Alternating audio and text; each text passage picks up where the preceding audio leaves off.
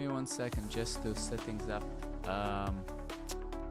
Yeah, need to fix this chat. Very good. How are you guys? Just starting the stream. It's not gonna be a long one, so bear with me.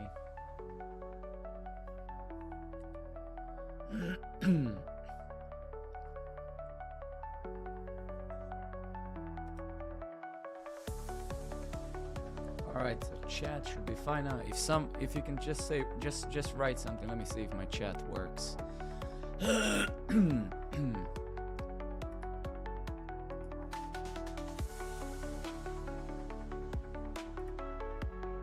Okay, it works. Nice, super. Very good, very good. Good afternoon to everybody as well. Just have an hour or so to kill, so gonna hang out with you fellas. For those of you who end up being here, let me boost this microphone even more. Let me reduce the music. Yeah, maybe something like that. Okay, good. You do this. Bam, bam, bam. Great. Let me open the OBS over here. Alrighty. Cool. Let me just do one more thing here.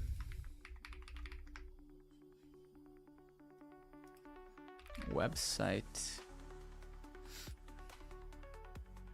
Pin it. Beautiful. Okay. Cool. Okay, well, yeah, hi everybody. We're basically gonna start now. And what we're gonna be doing today is a bit of Cloudflare workers. Essentially, so in simple words, we're gonna be doing some SEO optimizations on Programmer Network.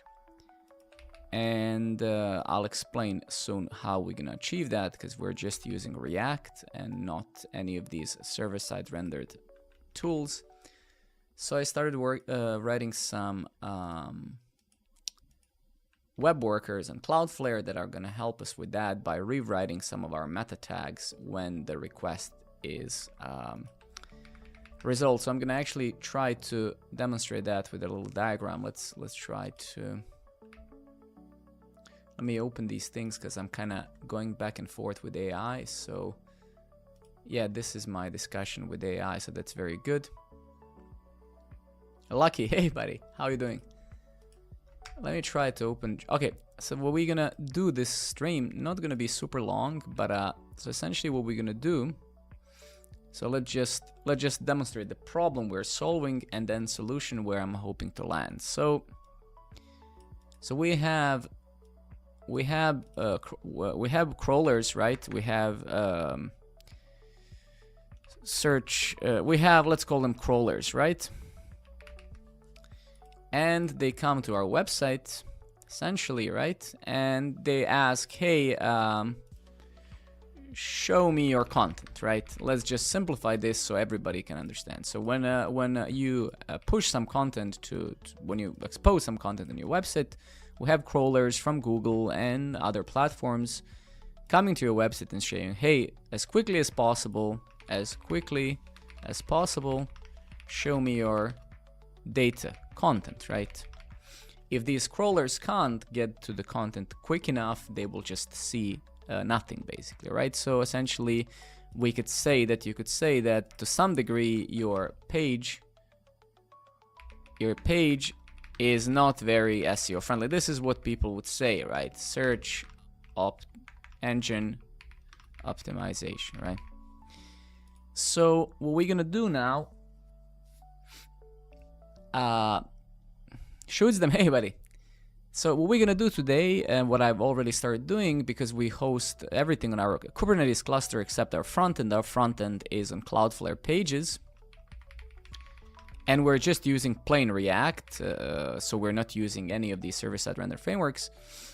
We'll solve this in a pretty simple way, right? So here in between the crawler and the Cloudflare pages, right, we're gonna add a little service worker, or sorry, web worker that will intercept some of the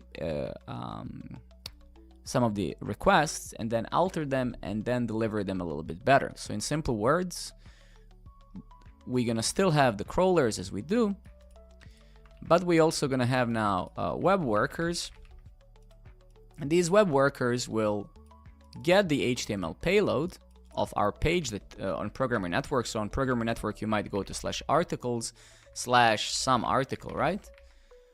Our web worker is gonna intercept that. It's gonna parse the HTML. It's gonna call our API again to get the data of that article. And then we're gonna generate metadata a little bit better. So we're gonna have this meta, OG image, meta description, meta whatever, right? So in simple words, we don't want to be doing any server-side rendering anyway, so we're going to solve at least some of the problem of SEO by doing that, right? So as you can see, for example, here is one of the current workers I'm writing, and as you can see what this worker does if we go here.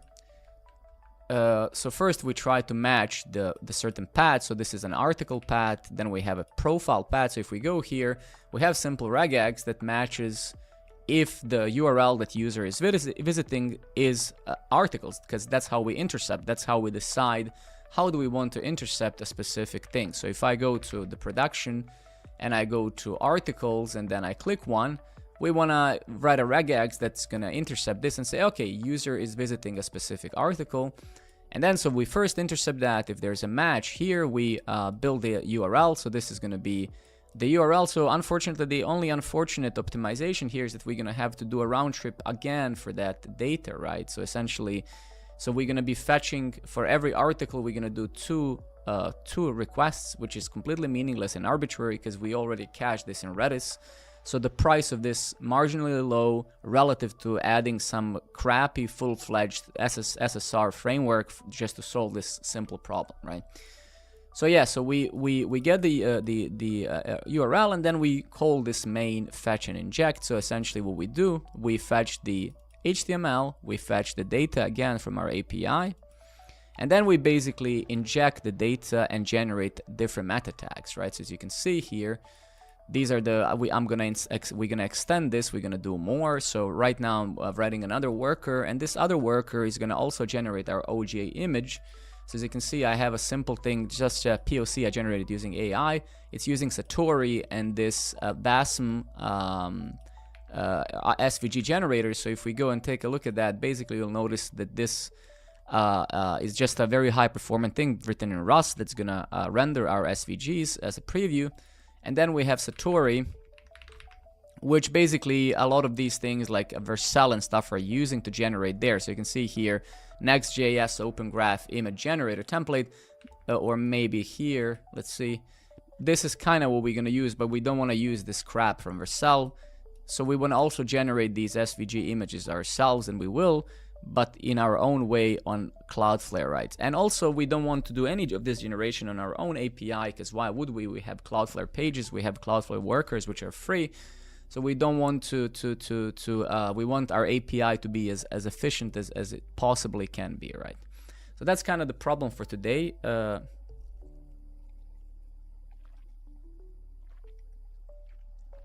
Yeah.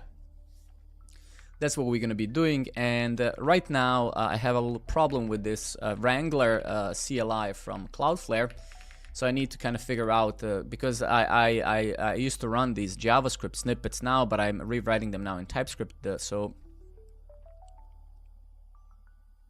Okay, that's actually very good, okay.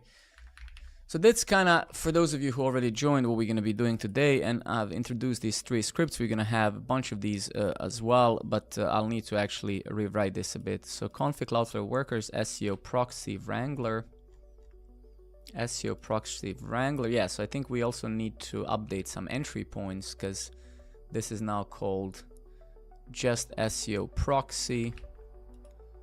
So let me try to run that again, and probably gonna fail with something else. What we're now trying to do, we're trying to test service workers locally before we deploy it to production, because we don't want to be messing with production, right?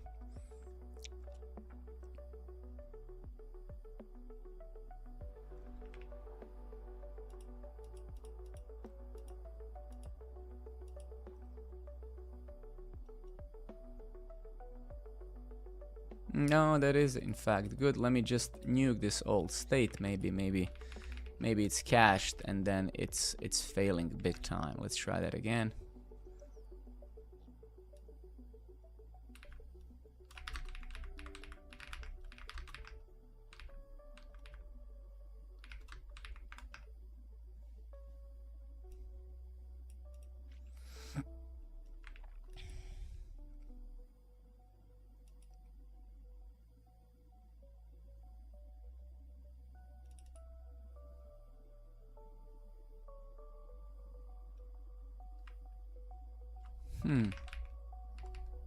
Interesting.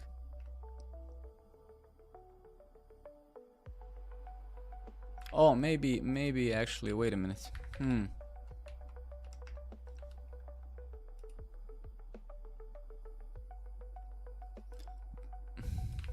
Let me actually try to build it just to see what it actually does.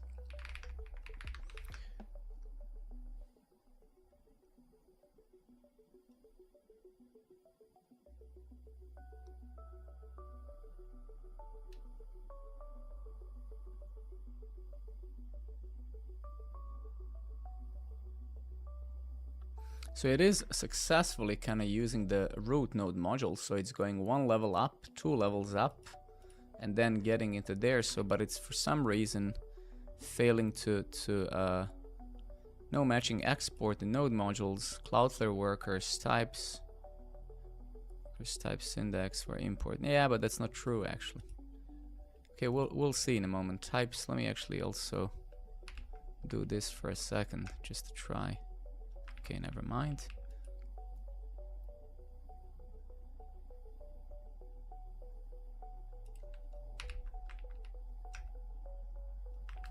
Never mind. All right.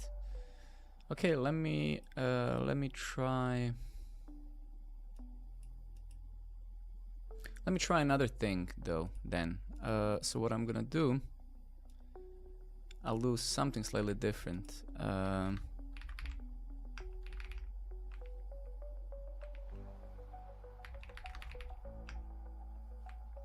So I'll do this. I'll move these bad boys here instead. I will go and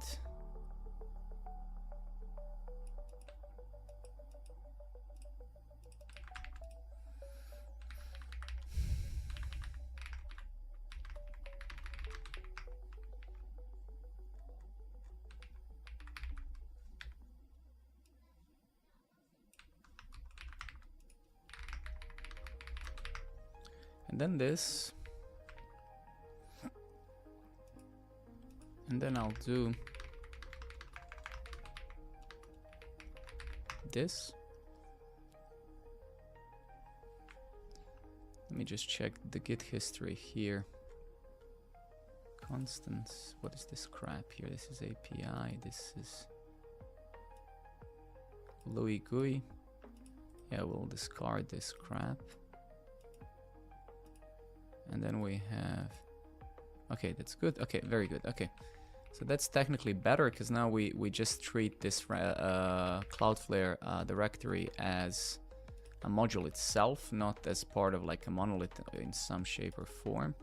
So if we get over here now, that has its own. So let's actually, yeah. So now if we do Wrangler dev here, let's see, is it the same crap? Or we do build SEO proxy, and yeah, we need to update the paths now. So it's now okay. So it's failing with the type again in SEO proxy utils. So if we get over here, and let me just comment this out for a second because it's not used anyway. And we can see that that type in fact exists. It's very, very irritating though, because we can see that HTML rewriter, is there like an element here? Yeah.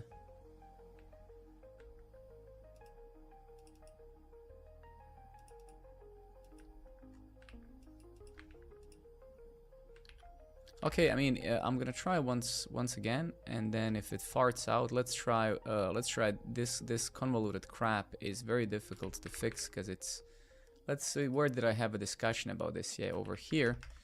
So let's kind of I'm going basically with a Gemini guided learning. I'm solving this problem. It's amazingly, it's almost like I'm pair programming with another colleague. So let's see how can we solve this and then move on. But this in my opinion is going to be pretty awesome, I would think, because we'll basically solve most of the problems. We also have this OJ image which we're gonna solve soon. I guess what we could do while we're here, I suppose we could do pm add -d Sator. Should it be -d though? I'm not sure.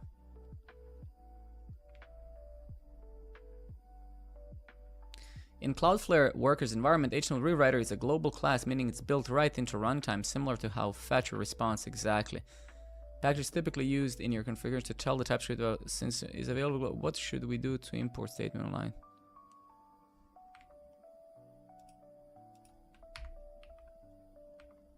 We can't really remove the import because our TS compiler is complaining. Let's give it a our TS config here. I think this way, I think this is probably, after all these years of attempting to use AI, I think I came to conclusion that this is probably the most effective and most rewarding person for a professional engineer to do this, because this way you are validating your thoughts against something constantly. You're not just copy pasting crap, and you're then also learning, like genuinely learning, right? So for example, I started this conversation maybe an hour ago when I started working on this feature, and I knew a lot, right? I used Cloudflare workers many years ago, right? So I learned a lot, I knew a lot, but there's also things that I didn't know. So this was almost like a very beautiful pair programming session where there's me knowing something, there's another person knowing something, and we went back and forth. It was truly like satisfying, because I also learned some stuff this morning as I was doing this, but genuinely learned it, right? Because I had to kind of validate my thoughts against it. So this sort of guided learning is, you could say, they could also rename this to pair learning, pair working, whatever. It's truly awesome.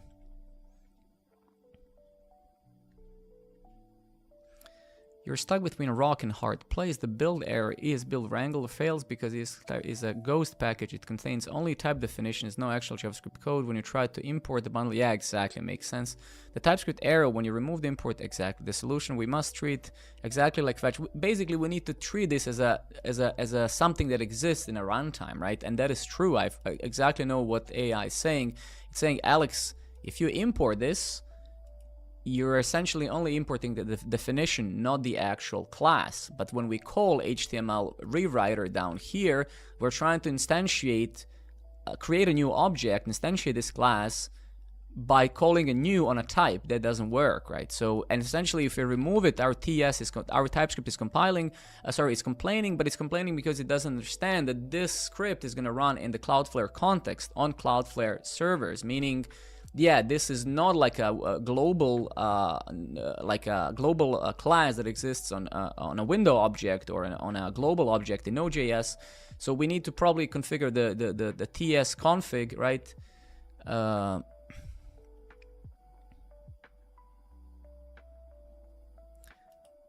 We must.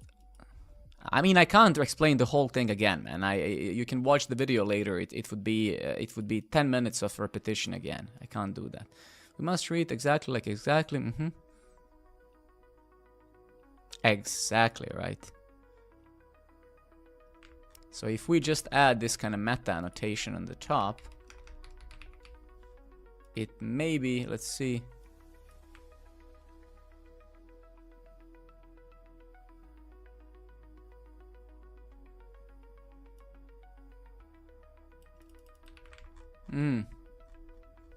I see.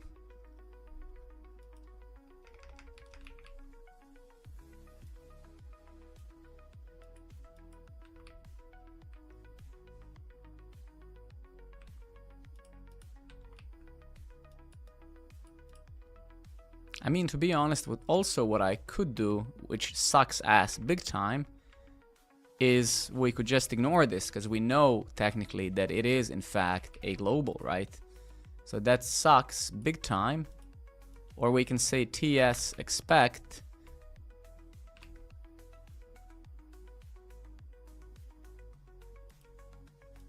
or we can actually say like const rewriter, right?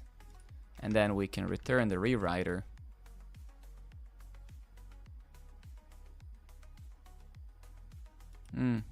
How is it unused? It makes no sense. What?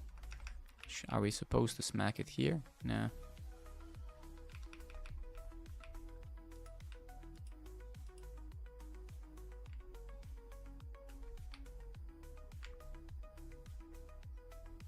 But let's try the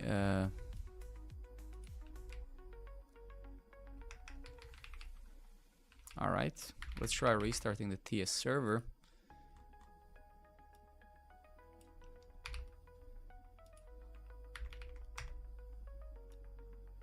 All right, doesn't like that. Fair enough, fair enough.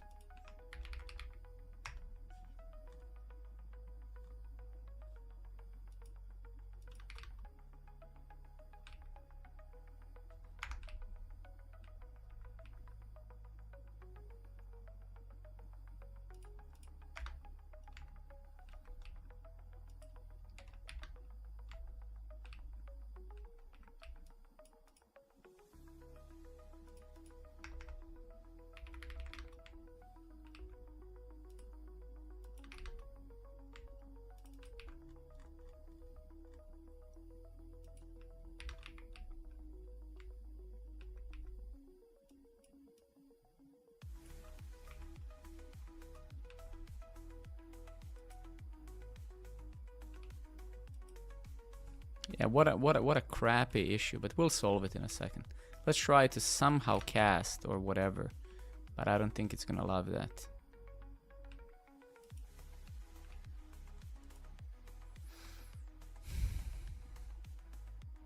Yeah, that's the problem, right? Shit. So let's try to see how others are doing it, right? Because there has to be a way.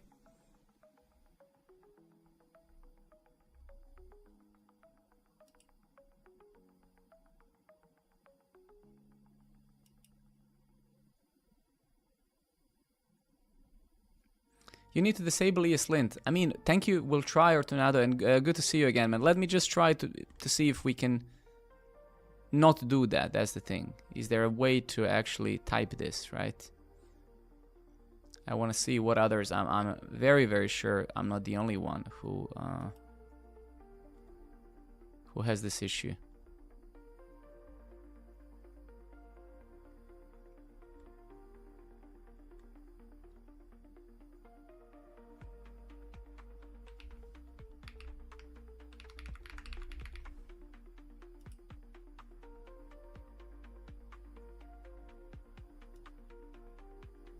Wait. Running Wrangler types generates runtime types including service and durable object namespace types, each of which accept a single parameter worker endpoint. Using higher order types with no generate client side stub types, forcing all methods to be async.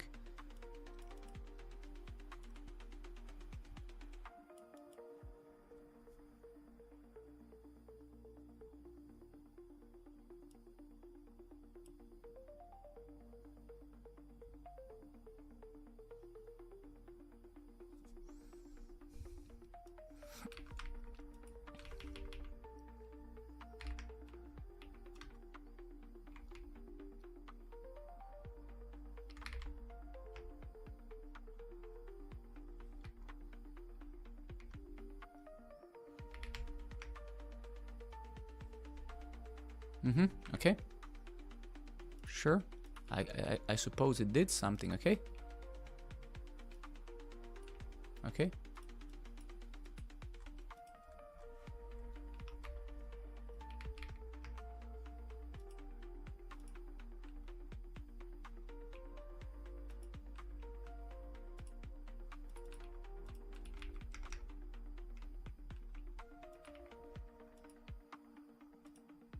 And can we maybe now do something like this.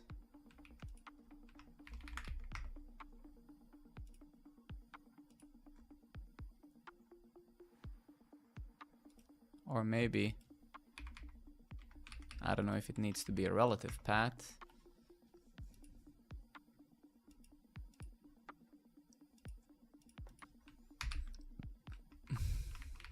Just trying to figure out a way to do this properly, basically, that's all.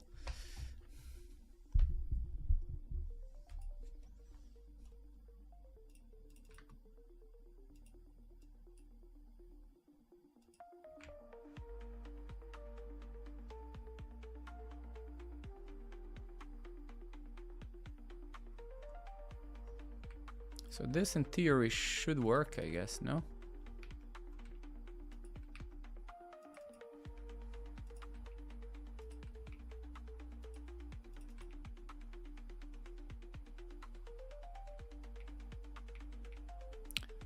This stream is about this platform. If you get a chance, if you're a programmer, please sign up. Right now, I'm building a couple of Cloudflare workers to improve SEO on our platform because I'm not using these convoluted server-side rendered shitty frameworks. So now we're just gonna rewrite some meta tags, some meta headers in our platform under certain pages.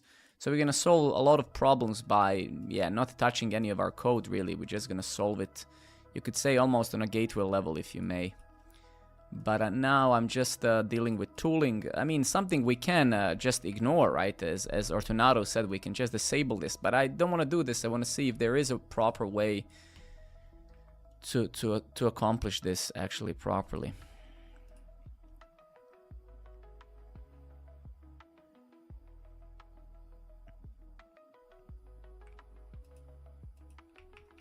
All right, maybe not. I don't know.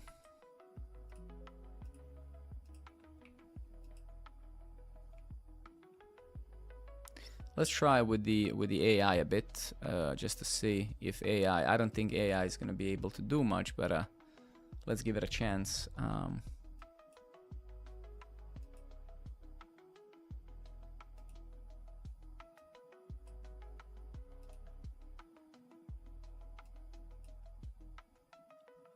Mert, my friend. Well, yeah, I mean, this is gonna, yeah, but this doesn't solve it, right? So AI is kind of failing here.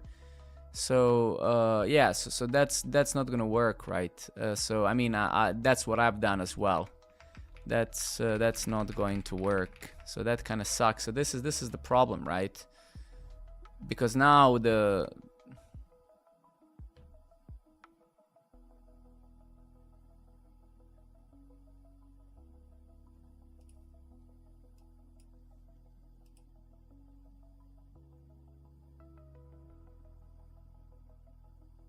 No, but that's what I'm doing. It's not gonna work. I'm running Wrangler dev as well. So no, that's not. That is not correct. No. What that guy said is not true. No. That's what we are already running right now. No. We are running the dev and build, and it doesn't work. No.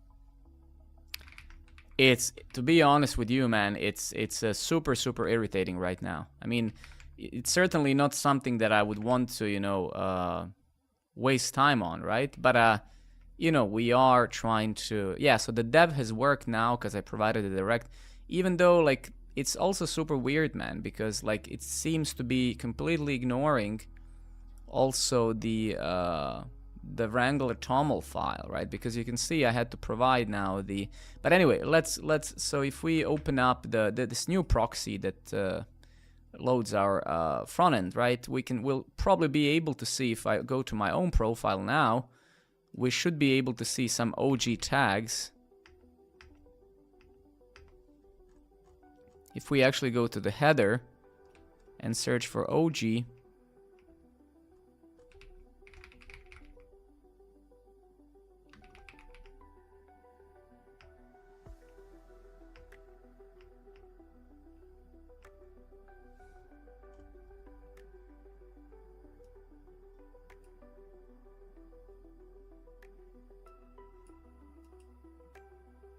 do crawlers run JS before generating keywords? Some crawlers are good with JavaScript, some are less good, so there's no really consistency, and nobody really knows for sure. Nobody really knows for sure. It's not so you can see actually that now we're actually generating them, right? It's using my image as an OGA image, so it's fine. So you can see for profiles we would probably want this. So you can see it's now setting the title, the description, the whatever. The only scary thing whatsoever, at least if I saw it well, is I don't know if this is the development related stuff, but I haven't seen it. Maybe it is consistent, but you can see, so we are already achieving this. So right now we're running the Wrangler dev, which is basically a proxy. So now we're testing this. How would it look like if we push it to production? And as you can see, our logic, the thing that I wrote actually works.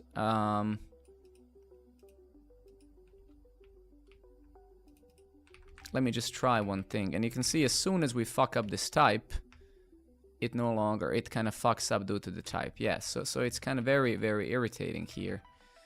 And if we kind of ignore the error itself, it's gonna work again. As you can see, we can proxy. What if we try building and then do the same SEO proxy TS?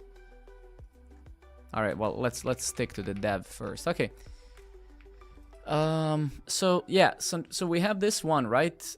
And then we also have a new one that we need to write, and we need to write the OG image one for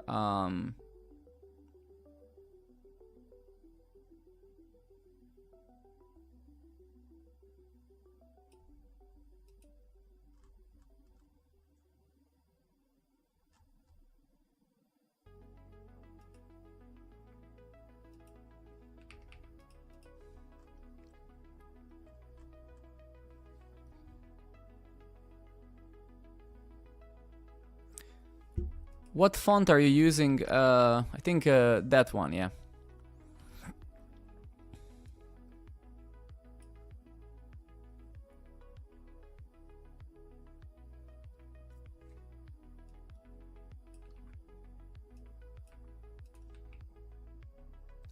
Yeah, so my only worry now is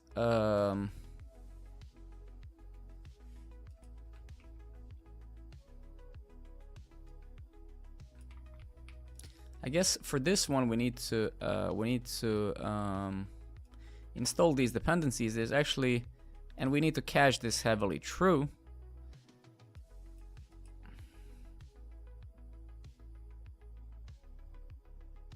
I wonder if there's a way with Wrangler. So let's go back to our deep learning with Gemini.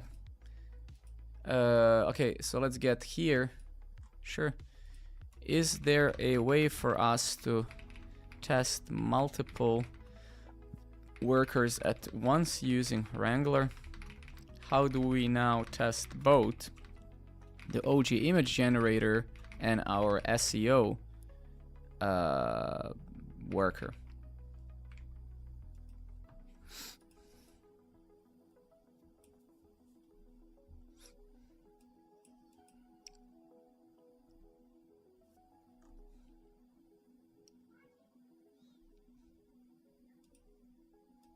And this is still pissing me off, man, but it seems, at least based on the internet, that we...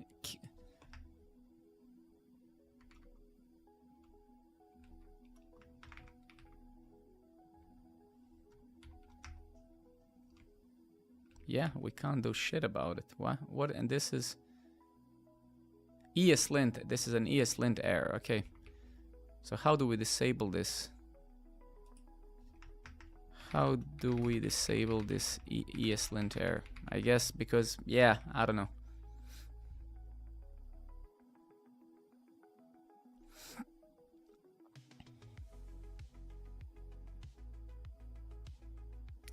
That is the classic microservices challenge. Since Wrangler dev logs onto a terminal session to show you logs, we effectively need to run two separate instances of Wrangler at the same time. There are two main ways to handle this. The manual way, great for debugging, and the scripted way, great. Yeah, probably some shell script or something, right? Let's look at manual approach first, which is probably what I'm going to prefer anyway. By default, Wrangle dev tries to use port 8787. If we try to start both workers with default settings, the second one will crash, obviously. To fix this, we need to assign a specific different port to your OG image generator.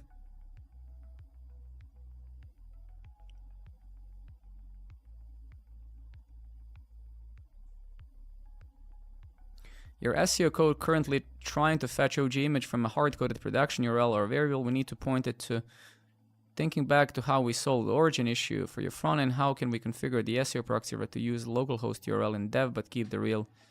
Yeah.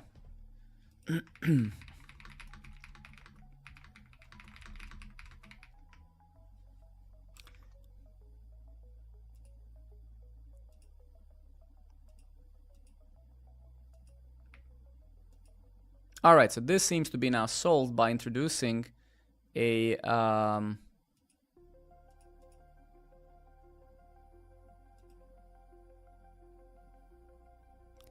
let's not mix configs with the core project and Cloudflare folder, Cloudflare workers folder.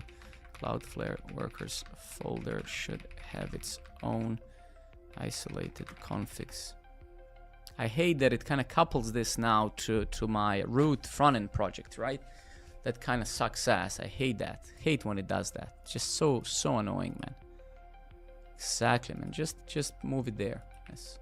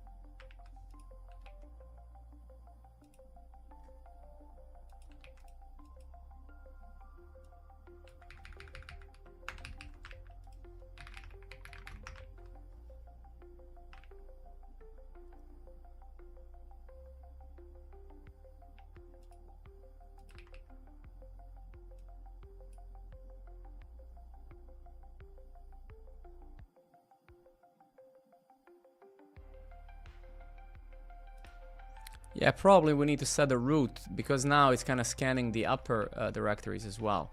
So I suppose here there's some root config or whatever crap, right? Yeah. Yes, exactly. Okay. Sure. And then we can revert this and now it should work. Yes. Okay, good. I get it. I genuinely get it. Yes. Okay. So now we're kind of configuring the Cloudflare workers tooling as well, separate from the root project, because that's a mess. When you try to be too clever and try to solve these things in a too clever way, you always shoot yourself in the face long term, especially once other people start working on the project.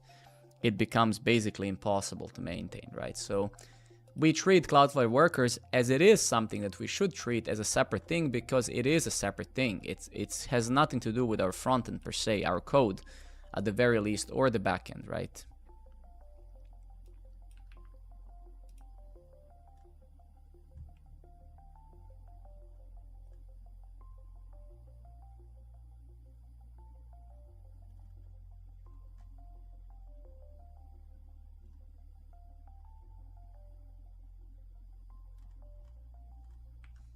Okay, let me just now see what we do here. So I think when it comes to this thing, we'll need to rewrite it a bit.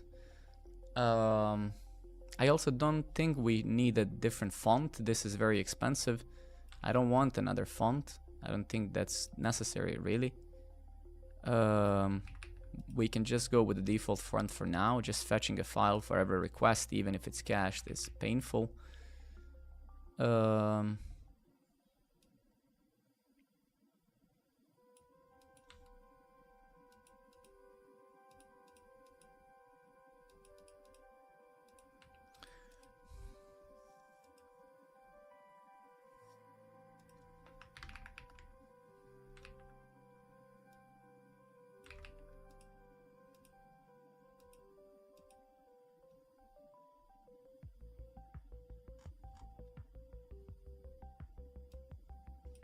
All right, so let's break this down a bit. let's maybe just be a bit crazy on the DDD side. OG image templates. Just kind of, yeah, a little bit too much, I get it, but sure.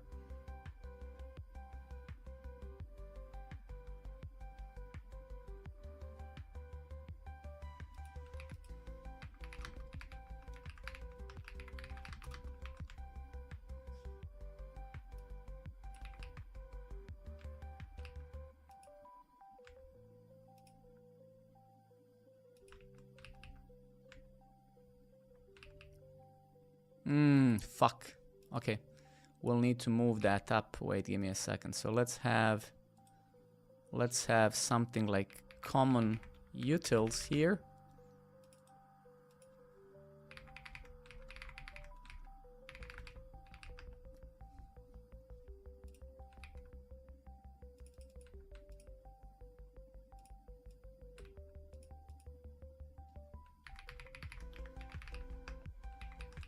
And let's yeah,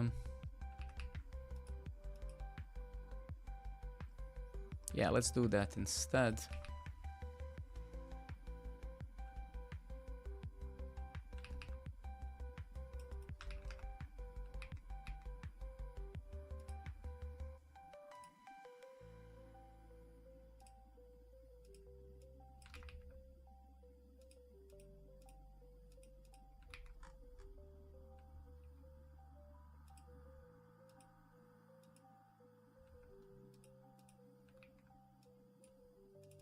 Then import that from the common ones. This we will finalize soon.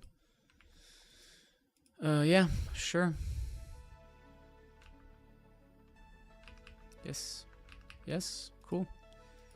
And then so wait, so this is so this template would be for the user.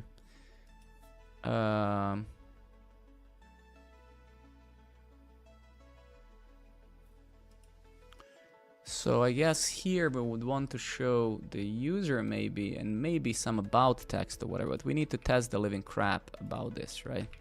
So like if you share your profile with someone, this could be about, right? And then basically here,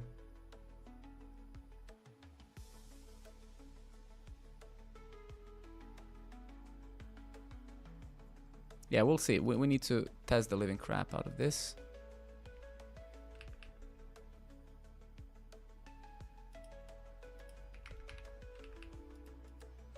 So let's imagine that is the one for the user.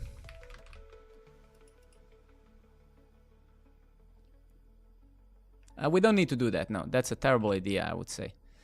There's a way to solve that without creating a manual page, right? There are tools that will do that for you very, very simply, and I can show you later. But right now we're solving a very different problem, so let's focus on this one instead, I would say, and then later we can talk about that.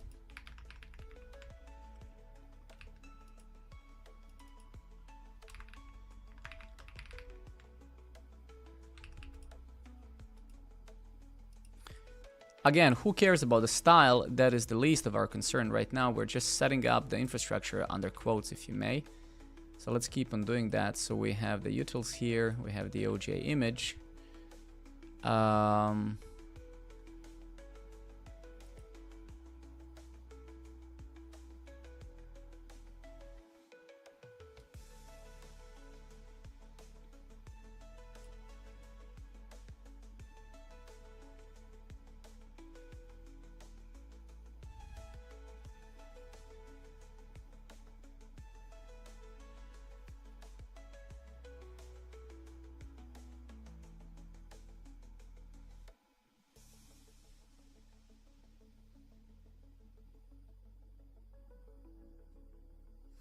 And this is kind of going to be the defining factor, right, in how we, what template we render. So essentially, as we will be calling this, we're going to be basically passing input to this OG image generator through URL parameters, right? So URL parameters are our attributes, our props, right?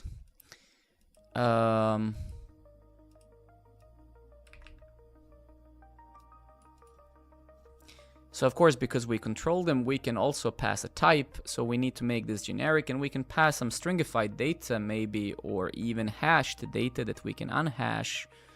And then, right, so we could, so here we could, instead of being very specific like this, which is pretty stupid, right? Here, so we're gonna parse the URL, and we're gonna say, hey, give me a type. And then give me the data, right? So we can maybe have the data, maybe we can hash it into some ugly hash and then unhash it. Okay, so let's maybe explain that to the AI here. Let's use this cheapest model for this because it's fairly easy. So let's go grok.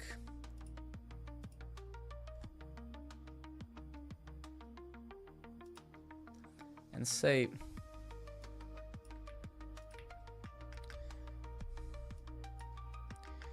we will want to parse two things from the URL to make this OJ image functionality kind of generic.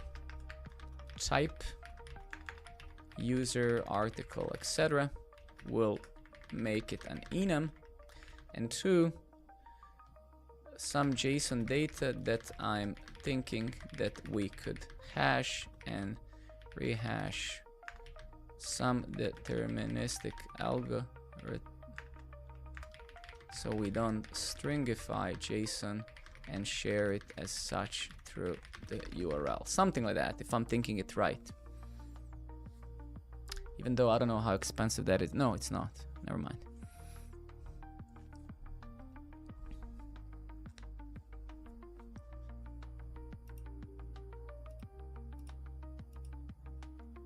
Yeah, okay, for now, stable, sure, agreed.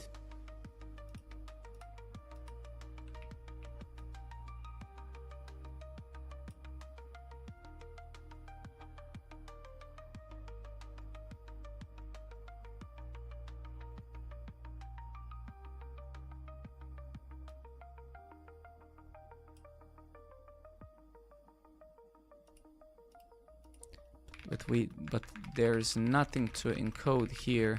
The data will come encoded, and we will have to decode it in the image. Yeah, this thing is, I mean, it's just such a simple task, right? That I don't think it requires anything better than this, right?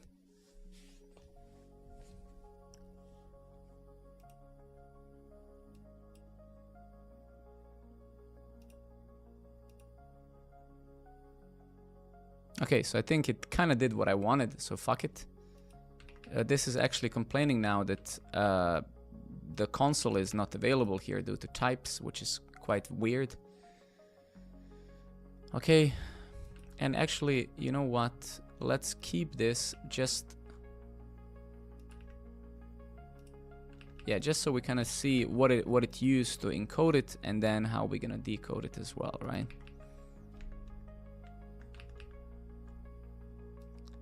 Useless comment, useless comment.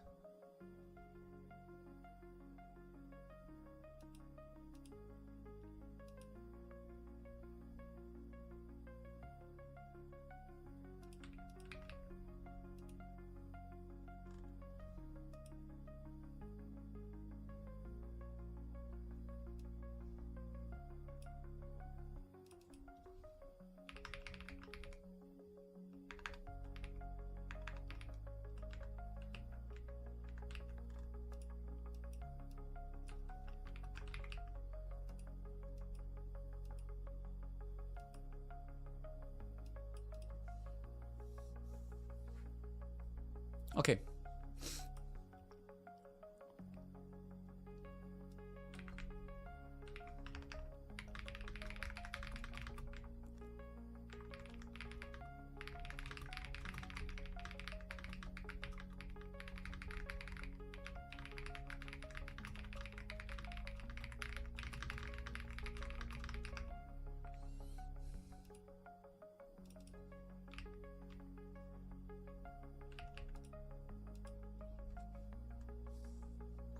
Okay, so we initialize the WASM.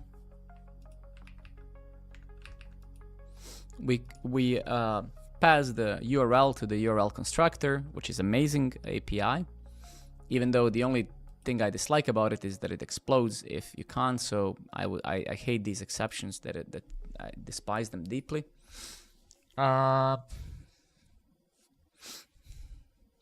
we get the type and data. The data is our base64 encoded data, right?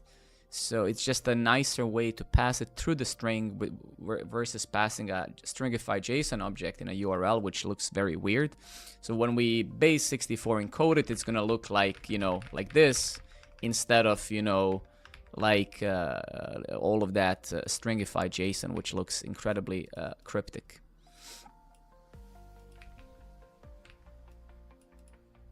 Let's see what my friend.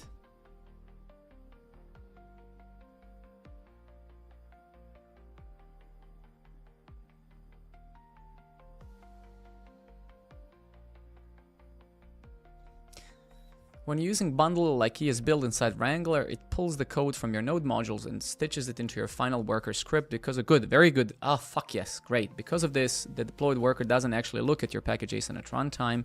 However, sticking to the standard semantic distinction helps the projects organize and avoids issues in CI/CD pipelines.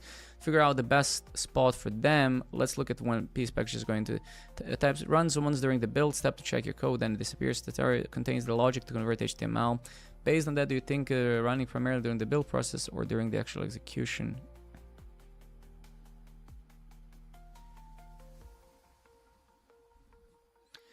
During the actual execution. Okay, so we'll install these as the actual dependencies. That's what this bad boy is telling us. So we're gonna say pm add this guy and Satori.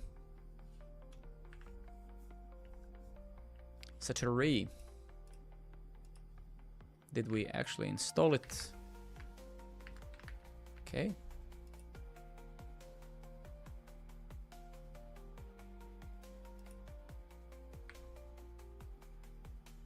Yeah, exactly. Oh, what we need? Why do we need React though? That's a bit weird.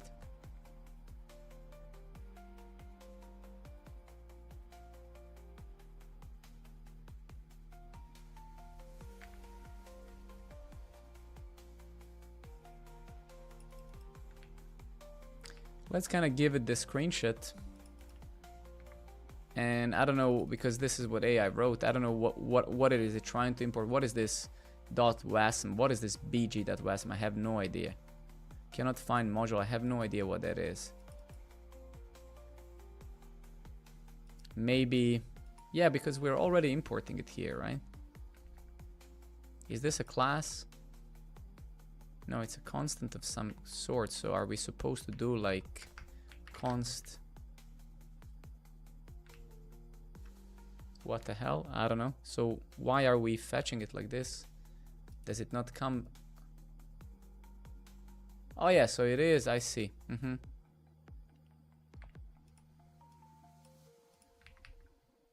So we need to fetch this massive file. Okay.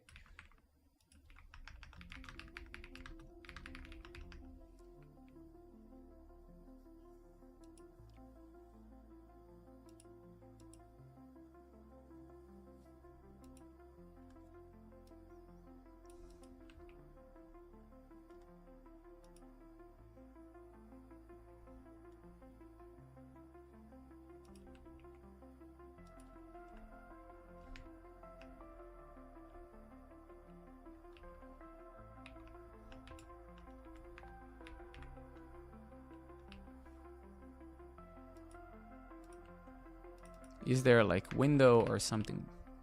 Global browser? I don't know. Browser. Okay, there isn't. Okay, fuck it.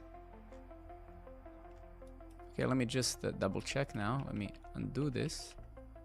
No, so it definitely doesn't like that.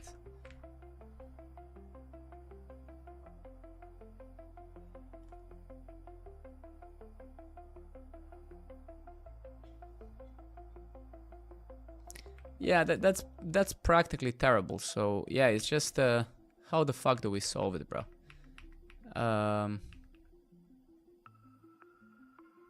Yeah, it's a DOM. Exactly, exactly. You're absolutely right.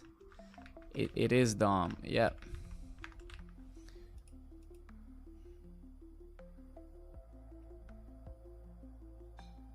Actually, DOM should work, or maybe lowercase as it suggests. Let's see. Or maybe the lib.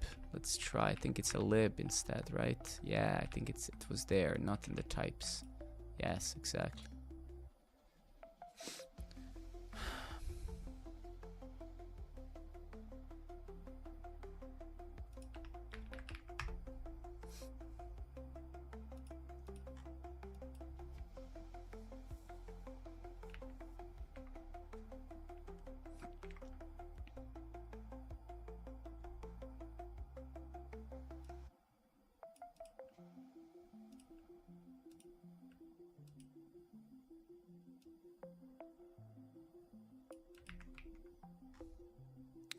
What I'm actually gonna do, I'm gonna just go through literally through node modules.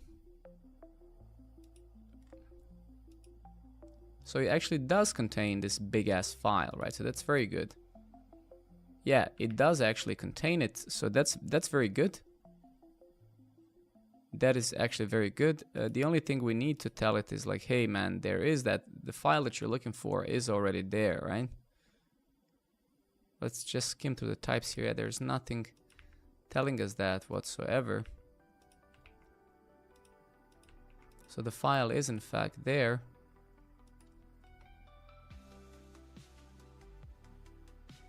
Nah, that's also not gonna work. Can I do this? Yes, okay. For now, actually, just to... This is ESLint, right? Yeah.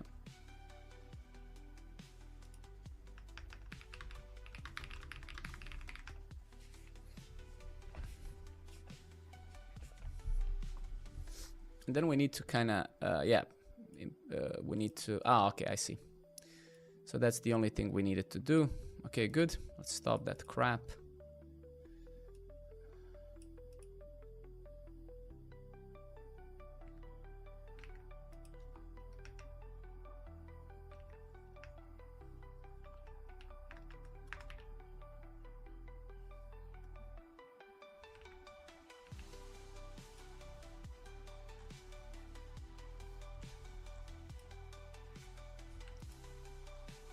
So it's taking uint8 array.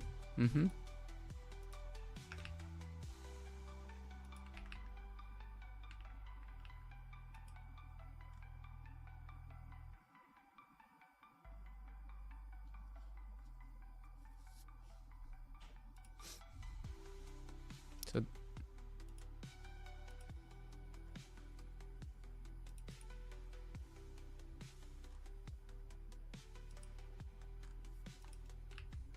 oof. No. Oh my god, what a terrible solution. Okay, wait a minute. So what is this PNG buffer? Is it PNG buffer? Does this return? It returns uint8 array.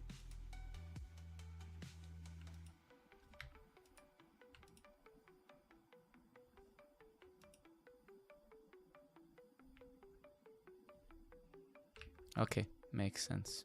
Even though, does it though? Because this is already a uint8 array, so why does TypeScript doesn't know that? It's kind of silly. I mean, we could do this, which is absolutely disgusting, right? But that also doesn't help. Okay, so let's try that. So technically, besides this issue here with the types, that seems okay.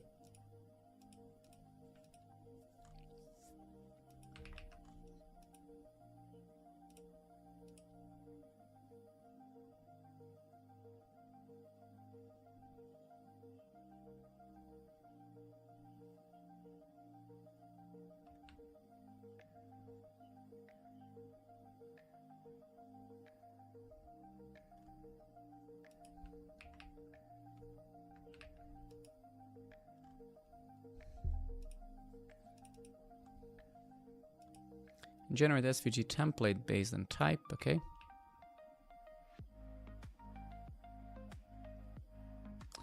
I don't think this is an extension. I think this comes with cursor.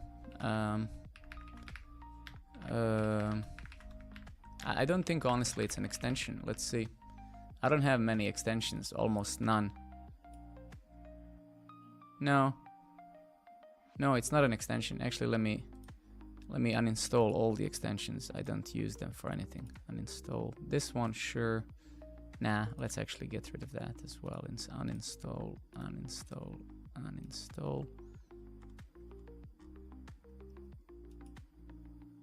My pleasure, man. But there used to be a VS Code one. It was called a Rainbow something. So just search for Rainbow. I remember now. They were called like Rainbow, Indent Rainbow. I think it's this one. There's this one, but there's also a Rainbow parenthesis or something like that. Yeah, it's this bracket colorizer, right? I don't know if this is the original one, but there's many you can find in 3 seconds, really. It's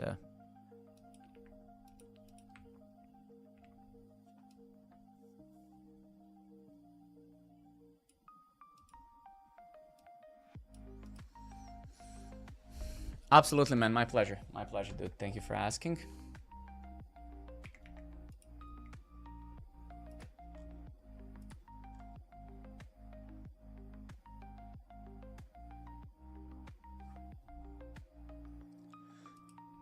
Okay, so give me a second, fellas.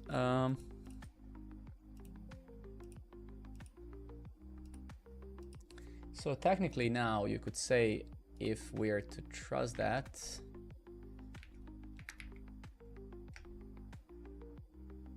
we can proxy this shit now, I hope. Starting the server, yeah. And we should be able to see locally. Yeah, so you can see it does work, right? And it does provide, again, as I said, my image. So it does use the data from my image. So very good, right?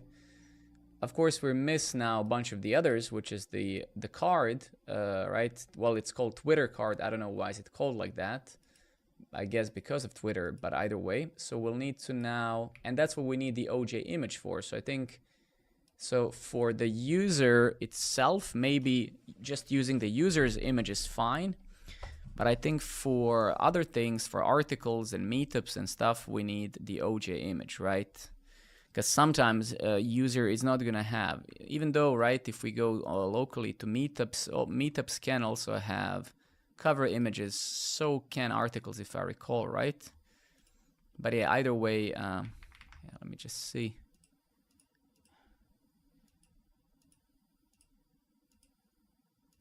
Yeah, okay, sure. All right. Okay, good. I think things are going very good so far. I think we're getting it. We've set up the tooling, which was a bit annoying, but I've also used existing workers that we have. What is this? Is this something? Okay, that is useless. Let's remove it. And let's maybe move some of this crap to src folder as well. Yeah, I kind of dislike this structure now. It's like too many things in the same place. So let's just move this to src off Cloudflare workers directory, right? So we have some sort of structure at least. So we have the configuration, and then in there we have that crap, right? And then in here we'll need to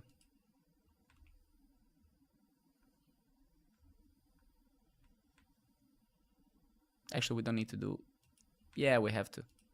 We need to append the src, right? Yeah.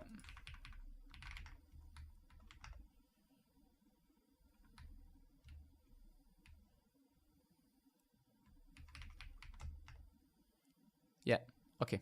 Good.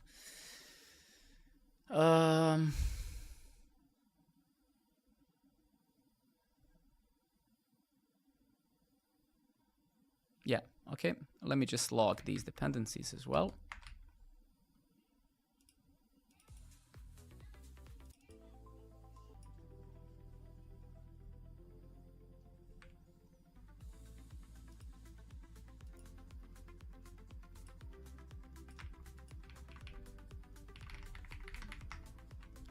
Cool.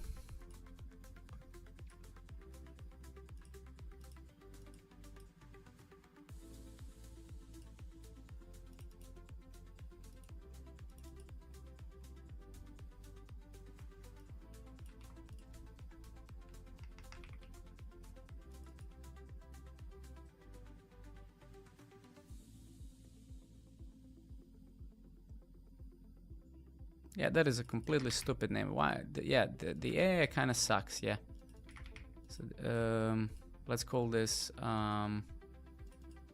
resource data or something like that. It's not a hash, you stupid fuck. Oh, actually, it is a hash. So okay, I'm an idiot. Sorry. I apologize to the AI. I am in fact wrong.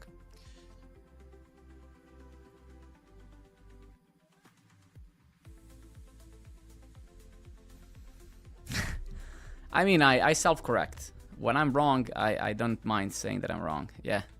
Kinda attacked poor AI like there's no tomorrow. Then in 3 microseconds realized I'm wrong.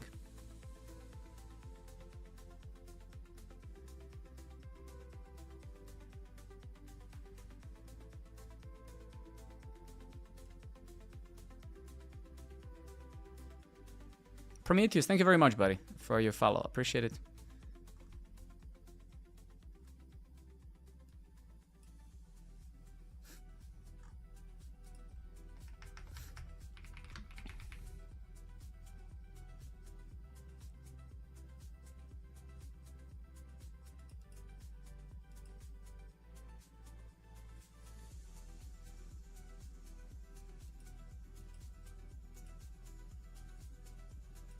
I hate this global here. It sucks asshole big time. It's almost like a...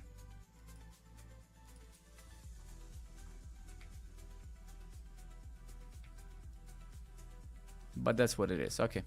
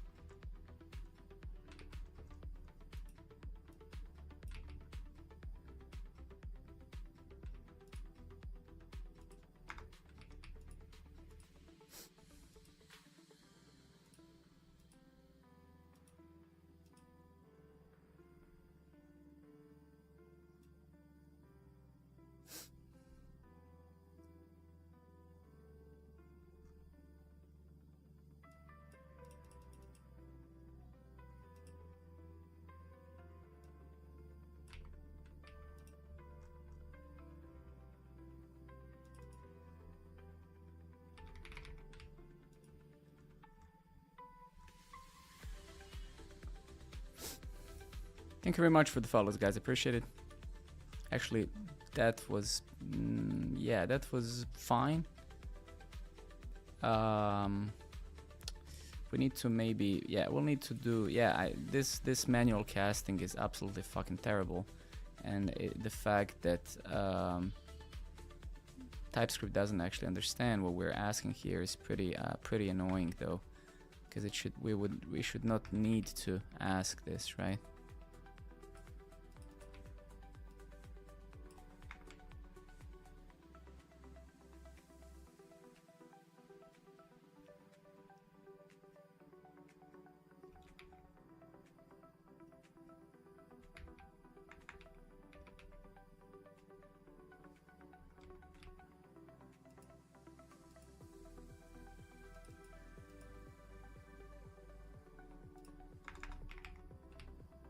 Yes, exactly. So now we don't need to cast, right? So if it's not there, or if it's not this and this, I guess, right? We'll see if that's true. I don't know.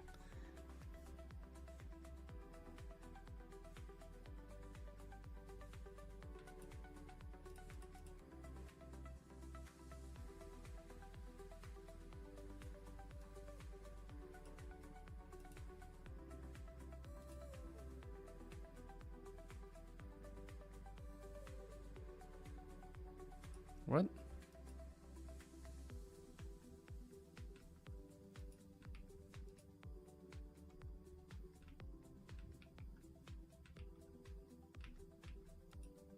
Data is string, right? Yeah.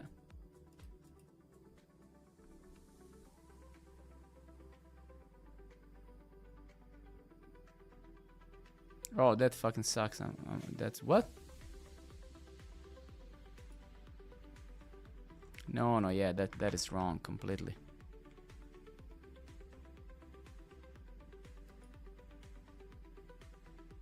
Oh man, this is becoming a very annoying. This makes no sense now. Jesus Christ, man. Okay.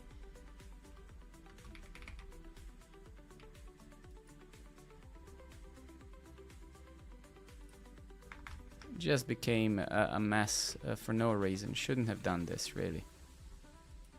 Yeah. Ah, man. That's so bad. Okay. Fucking strings, man. Jesus Christ. Okay.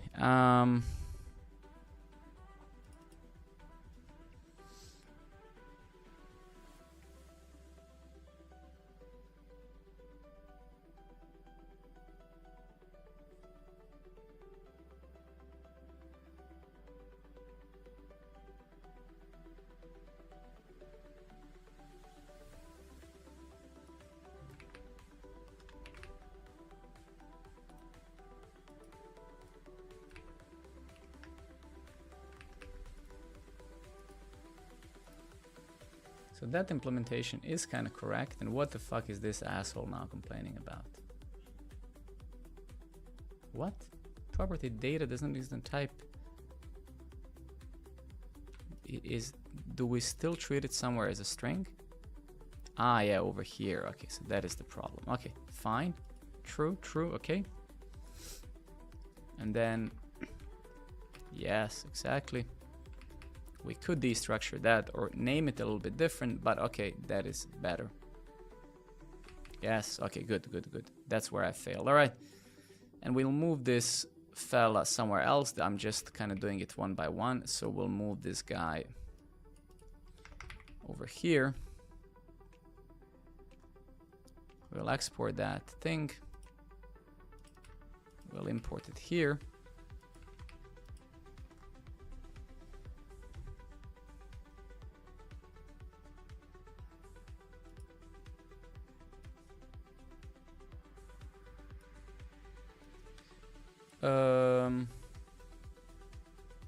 Does this throw an exception or something? I suppose it does if it fails.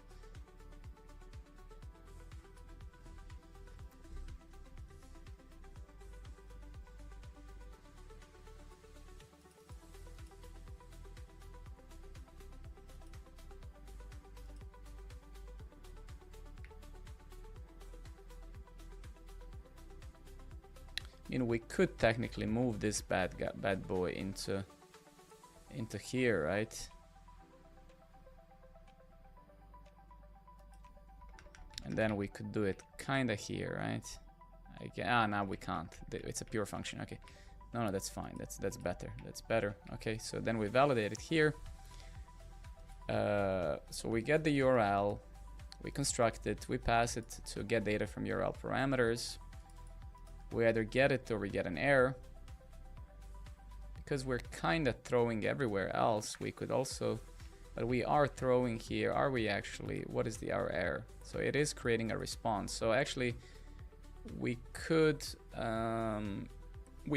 do something else here, just be a bit more. So we could just say that the error, we keep the message as an error. So we just say that the error is not like an of error constructor or anything like that, just a string. So it's going to be a message. It's going to be a string, and we're going to keep a string, like either an empty string or whatever, because we don't, just to make it a little bit simpler.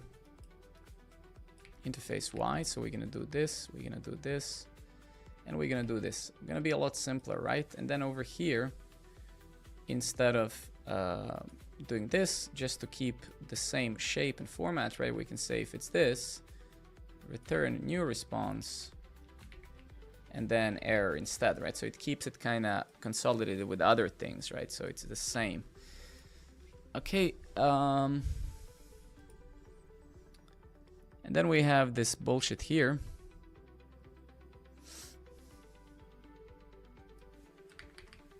Absolutely fucking disgusting.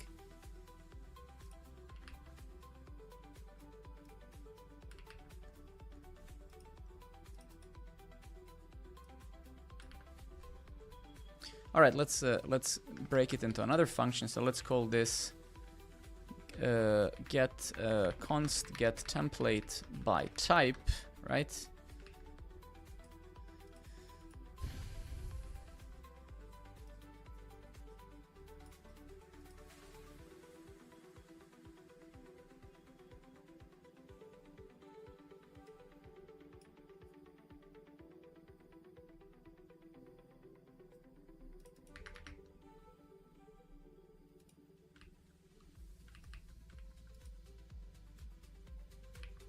Let's get rid of that disgusting switch statement there.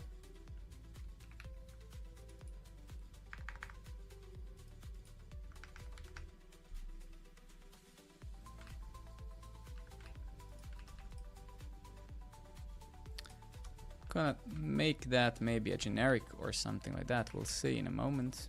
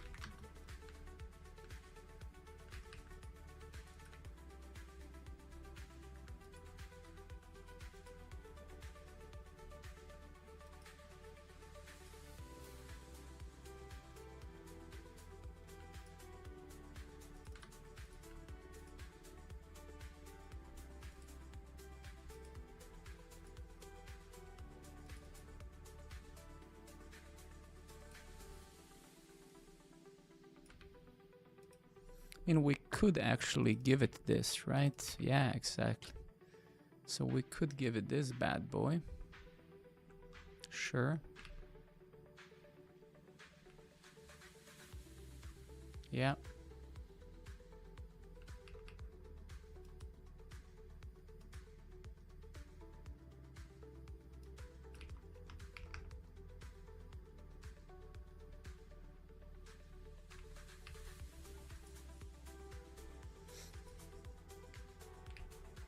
Yes, yes, exactly.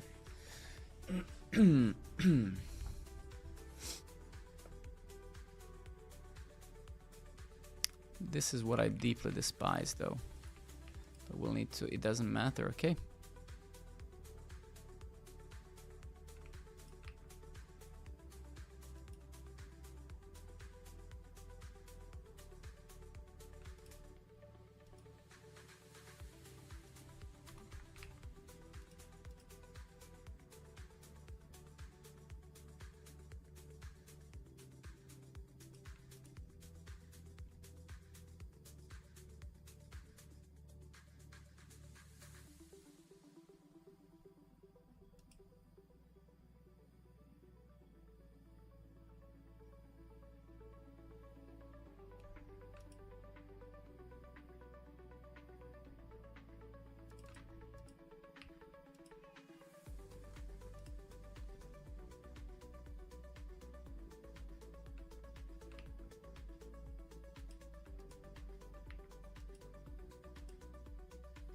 I have a colleague, instead of deleting code, just comments it out. She has filled up code. Well, I mean, you should give her feedback not to do that, right?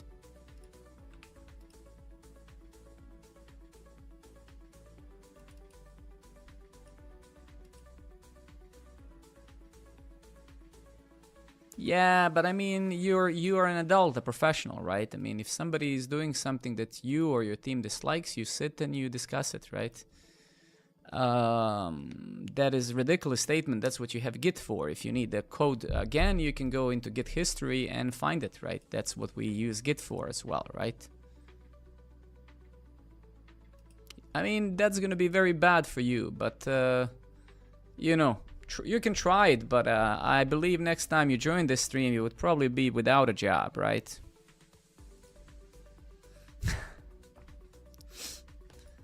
I know. Okay, so this is kind of looking okay now, I guess.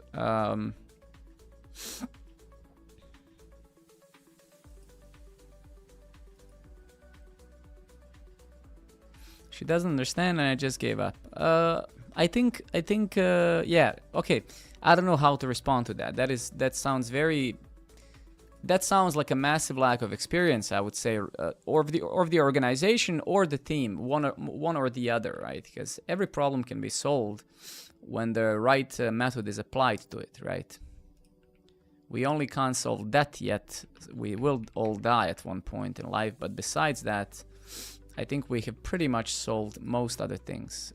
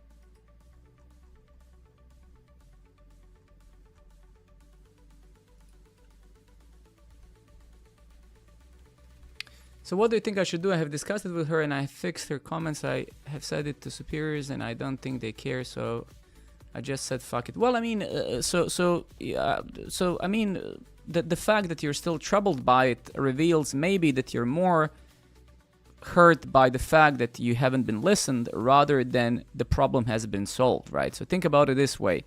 Every single one of us have an ego that needs to be satisfied oftentimes, right? So in simple words, for you, I think you're more concerned about the fact that they haven't listened to you than that you care about comments. I mean, who gives a shit indeed about comments? So there's millions of comments type of things that we go through every day as professionals, and we often think that the problem is whatever the comment, but for you the problem isn't the comments, right? For you the problem is that you're not being listened. So you have either two options. One is you try everything you can, which you have done, and then when you try everything you can, you simply learn to let go and not be bothered about it, right? I again don't think that you give a shit either about the comments.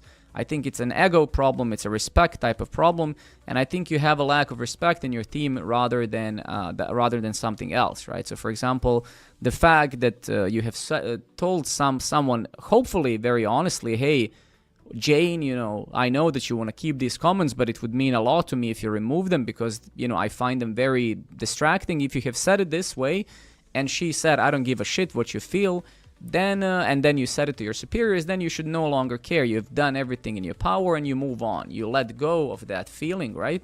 But you also have to be honest with yourself and understand why it is that you're being irritated. And again, I think what I'm saying, my assessment is rather, I think you're being irritated because you're not being listened to, right? Rather than having an issues with comments, right?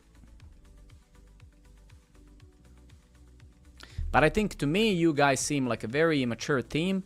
And that's also fine. Some teams are immature to a point when they're no longer immature, so that's also fine. So I would say,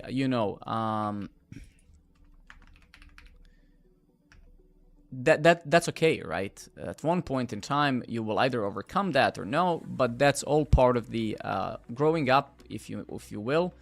And also it's part of communication, because again, you have to like, I wrote an article recently on something that might help you to reflect a bit.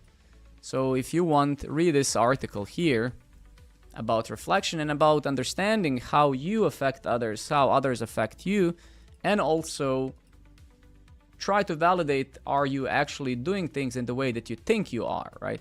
Because oftentimes we believe ourselves, because we are all deep in our own assholes, right?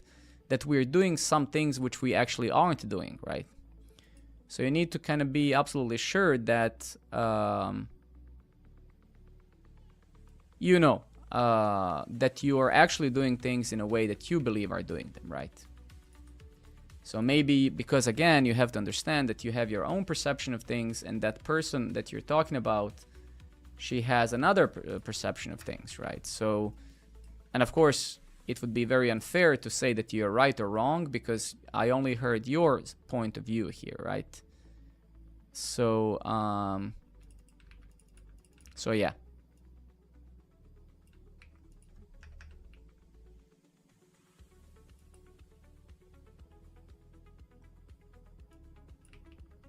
It's very, very easy that all of us get deep down inside of our assholes. So read that article that I wrote, and I think it will help you to understand what I'm talking about.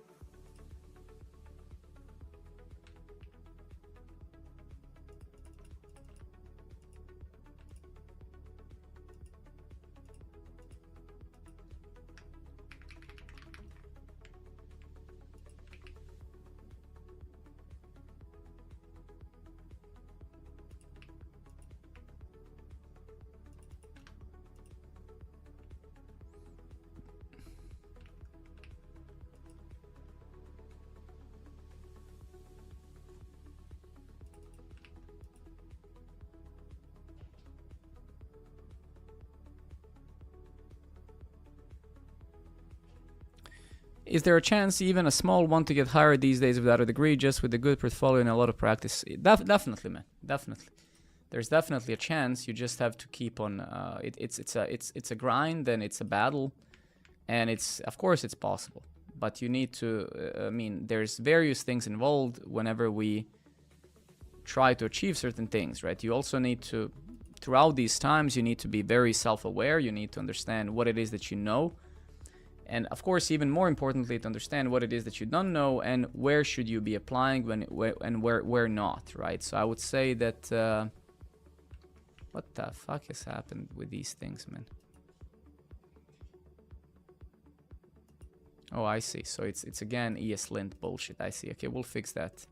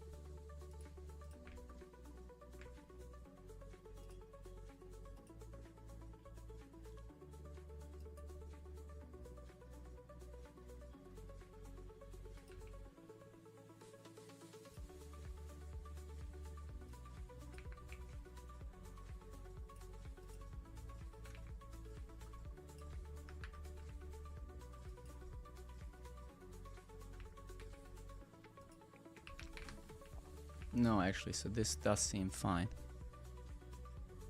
You have my you have my LinkedIn in my profile.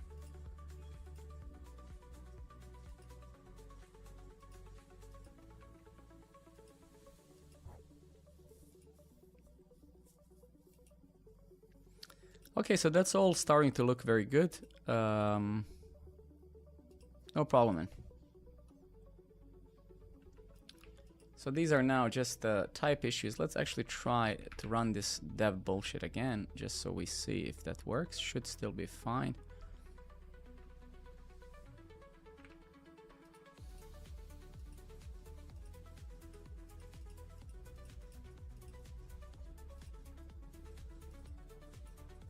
And then we'll need an OG image here, right? So that's also what we kind of need. So at the point where we do this, right? Yeah, so these are the utils. We'll need to essentially get the image as well from yeah, exactly. So I'll uncomment this bad boy here. This is gonna be OG type. Let's actually do another if statement because we might have more types very soon. And then here we can also throw, or we can just return. Actually, no, we will not throw here because an image maybe is not always going to be there. Then this is going to be the URL of our actual worker. So let's actually create it. So eventually, because we'll need it. So let's create a new worker here. It's going to be called, actually, fuck, I wish it's, yeah, that's actually pretty terrible. So let's call it OJ image, deploy it.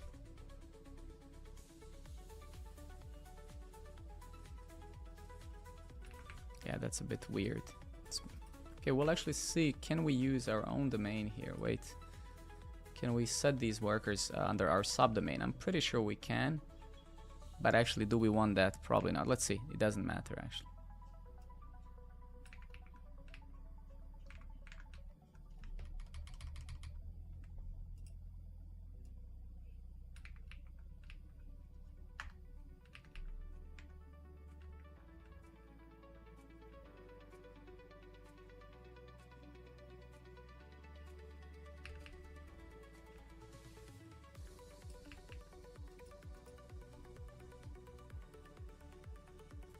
So actually, yeah, so and for the image, we don't really need to give it, like actually we do need to give it a type and data. Yes, okay, we could have consolidated that a bit simpler.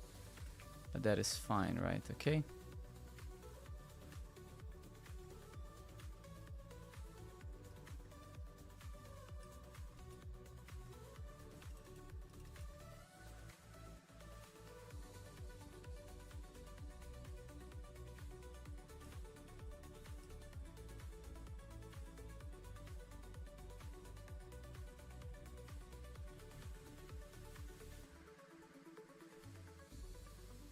And I guess I actually think that we should use the cover image provided by our platform and only do this as a fallback, right?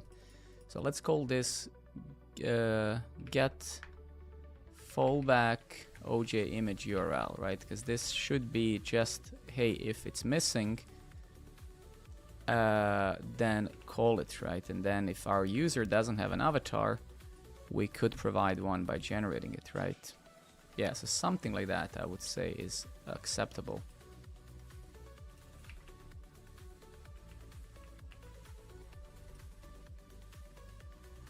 Let's actually try to fix this one with AI. I don't give a shit.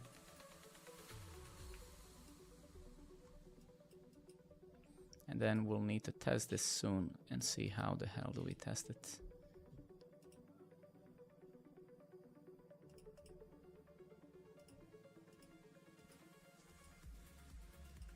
I see, okay, good.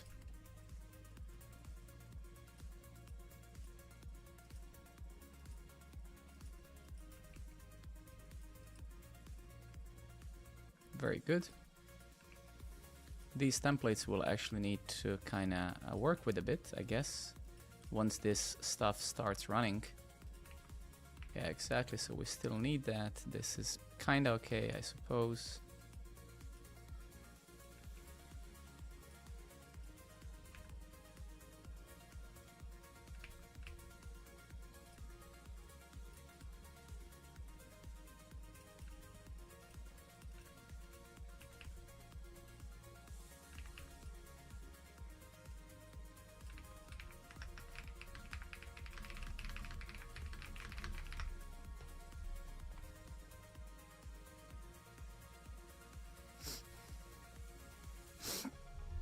All right, let's see. So we're gonna keep, I mean, this code is not really relevant much, you could say, quality-wise, even though I need it to be up there with amazing quality.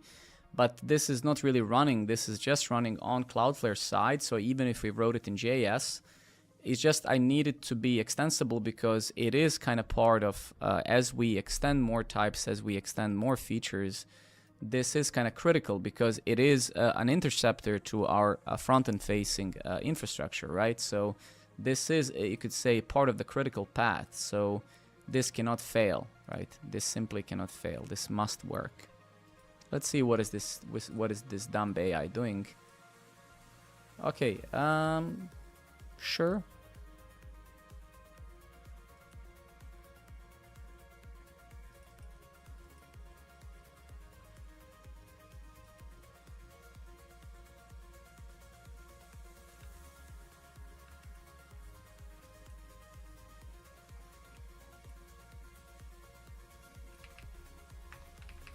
Let's do it like this. That's fine.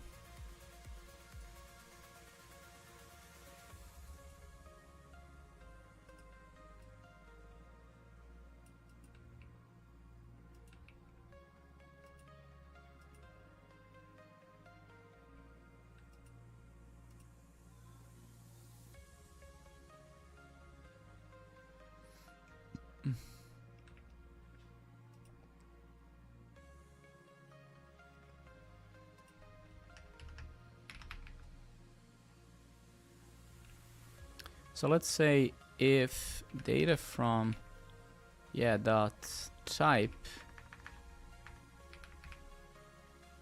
is not this,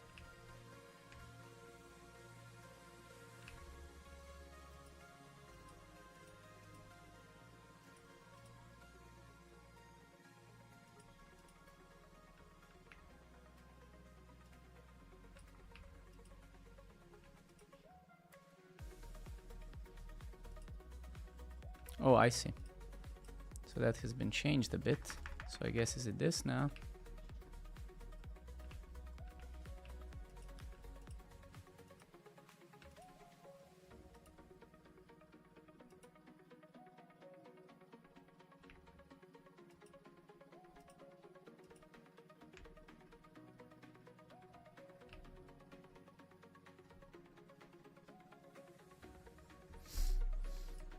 Yeah, when yeah.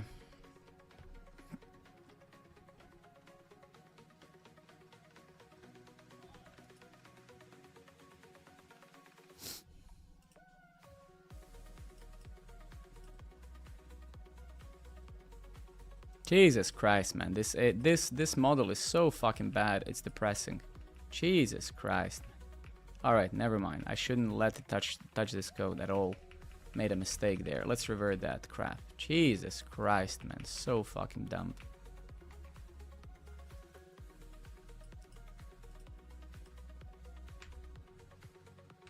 Just leave it like that. Okay. I think this is good enough to start testing. So let's see if this guy is still running. This worker should be running. And then if we actually get to localhost here, we should be proxying that. If I go to articles and a single article, let's actually see what happens there within the head tag. Yeah, I don't see.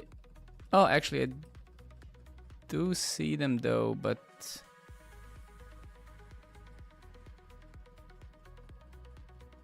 nah, yeah, but this is, I believe, coming from the from the SEO plugin we have in the UI. Let's disable that. So we're gonna do. And actually, I had this hosted long ago somewhere. Let's see, does this still work? No, I don't think so. But either way, let me do this. Yeah, exactly. Okay.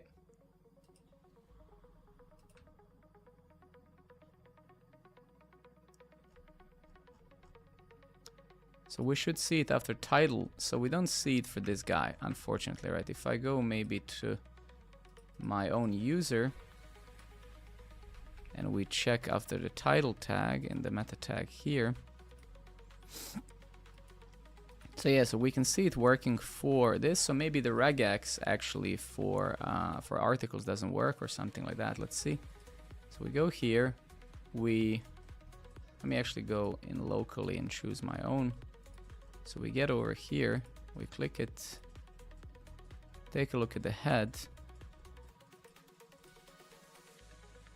No, that's wrong.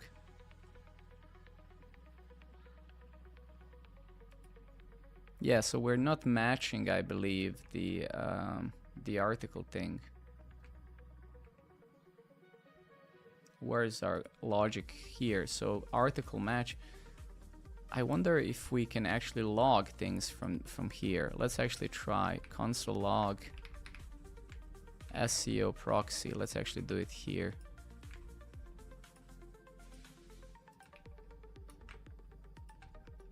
SEO. Okay, we can log it. All right, so let's actually try to debug it a bit. So let's say article match. So let's get over here. Article match. Okay, so it does match it. Okay. Let's print the URL.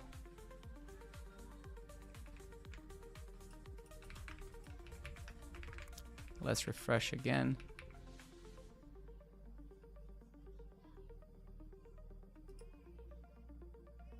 And yeah, so it kind of fails there. So yeah, so this is wrong.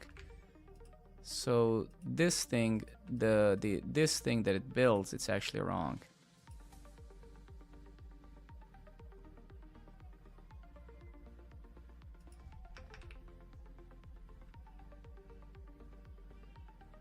Yeah, so I think this username is unnecessary, most likely. Okay, let's try it again.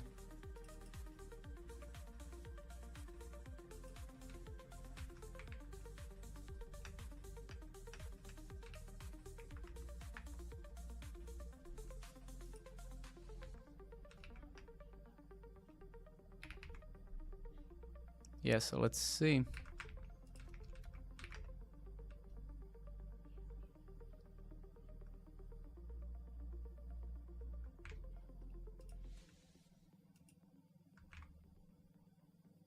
What the fuck, bro? Oh, no, it's okay, actually, because we're hitting production. Shit. Yeah, that kind of sucks ass. Okay, I get it. Okay, I completely forgot about that. So we're hitting production. Can we, should we just say here,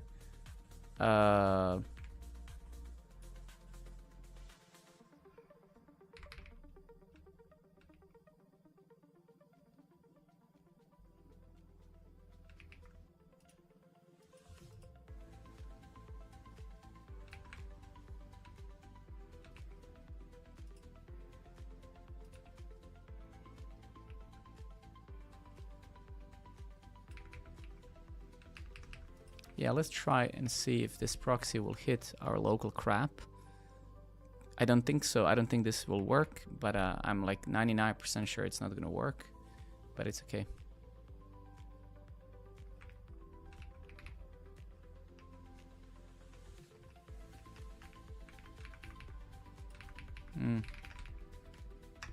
Try that again.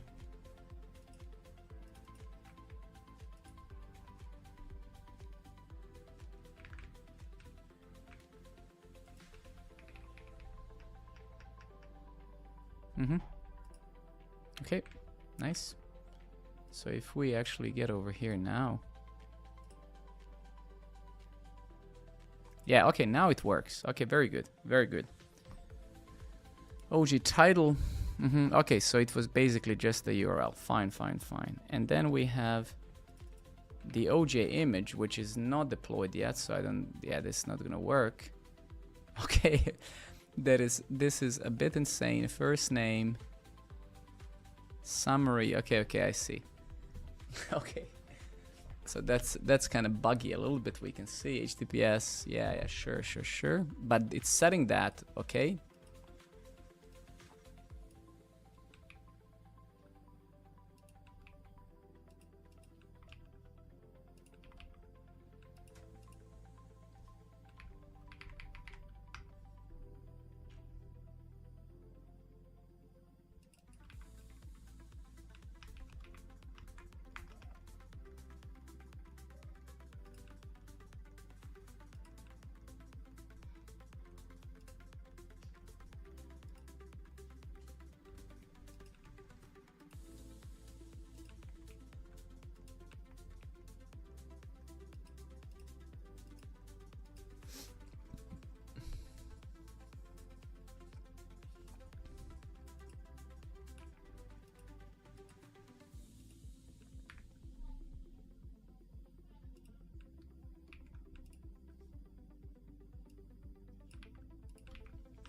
How can we use the Wrangler's origin in here?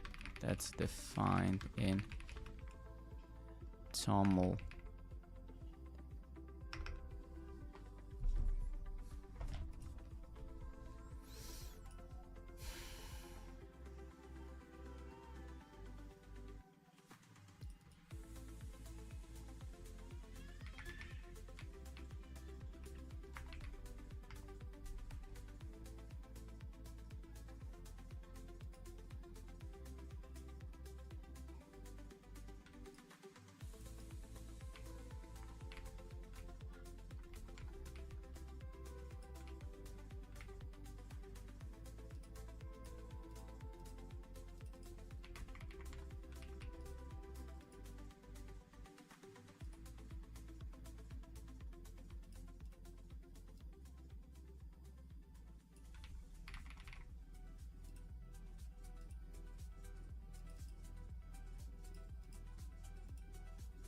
Yeah, that's a pretty fucking terrible solution, but okay. Let's see what this guy does. And where does the origin come from? Origin, env origin, okay, path.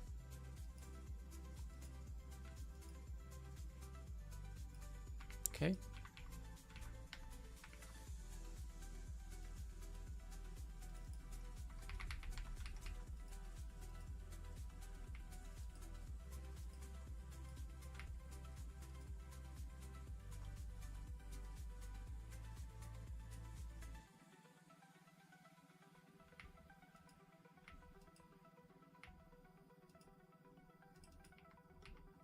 All right, let me print that. Let me run this guy again.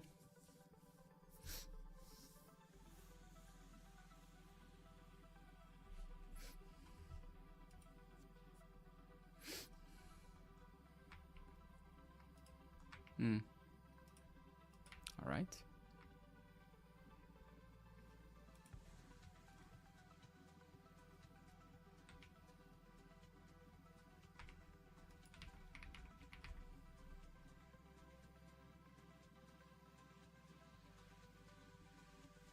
So that is correct. but I'm still not seeing the metadata. Oh no, that's wrong actually. Nah. So that's why. Okay, never mind. So let's call this. Can we actually? Can we save here API URL or something like that?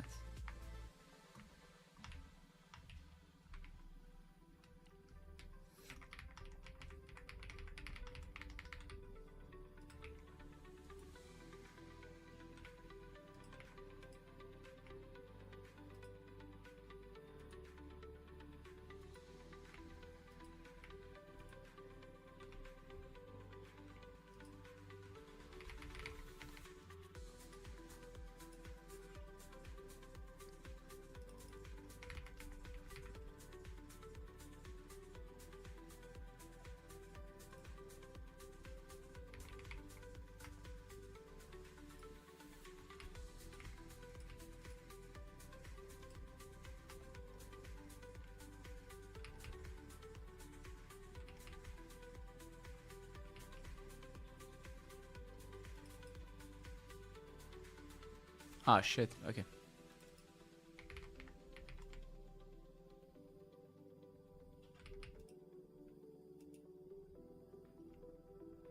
That's a terrible name. Absolutely disgusting. But it's okay for now.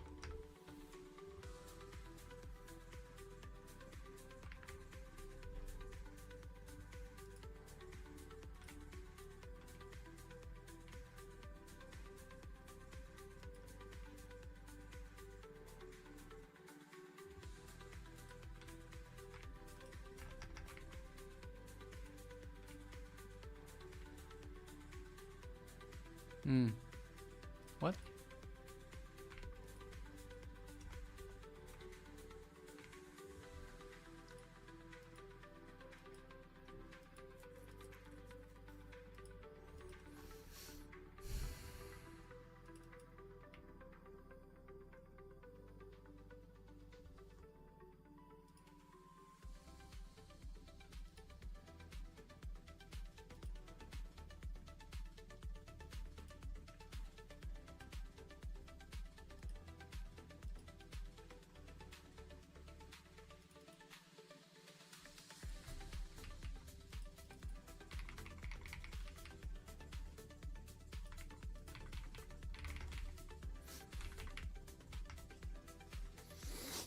Samai. Hey buddy, how are you? In my second year of university, started learning web development a month ago. It's somewhat fun and different after writing command line. Yeah, I mean, programming is just a tool, right? That enables you to build different types of things. Just as the hammer is a tool and other things are tools, right? So if you want to do web pages and web apps, you learn web development. If you don't want to do that, you learn something else, right? So that is fundamentally how it is. Depending what it is that you want to build, you need to pick certain tools that are going to allow you to build that. So it's basically really all that there is to it. Not rocket science.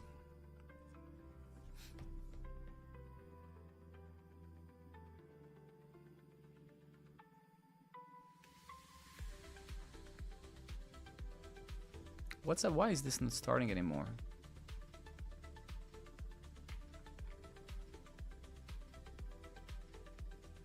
Starting local server.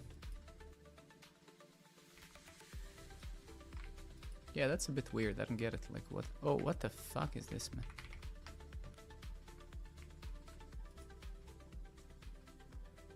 It's almost like we're trying to open now the original URL. Wait, what the hell did we do here?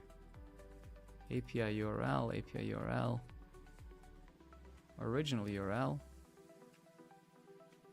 Oh yeah, this is what we messed up, I believe. This should be like m.origin, right? Yes, yeah, sure.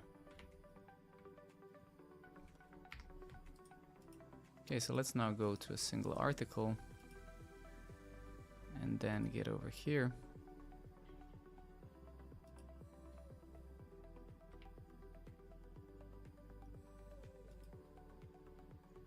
Yeah, okay, so it kind of works.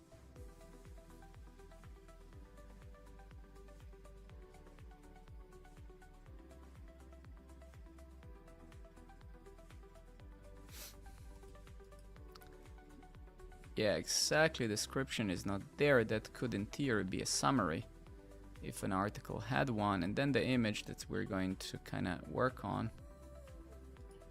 Okay, let me kind of get back to my profile and also check the same head. Yeah, so it, nah, fuck man, we are like one. Yeah, that is a bummer.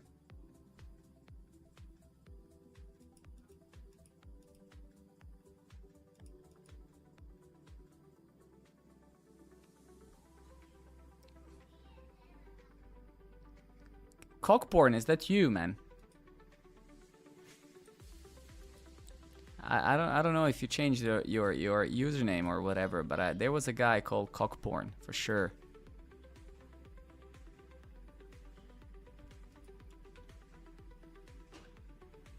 Mishko seems legit. Thank you, buddy, for your follow. Appreciate it.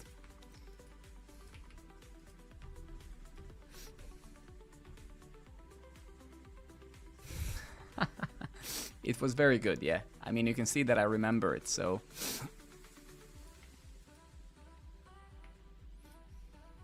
Give me 2 seconds.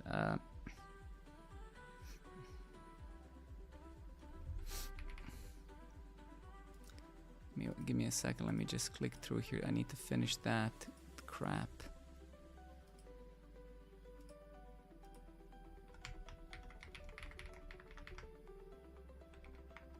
Never ask people how much they earn, man. That's very impolite.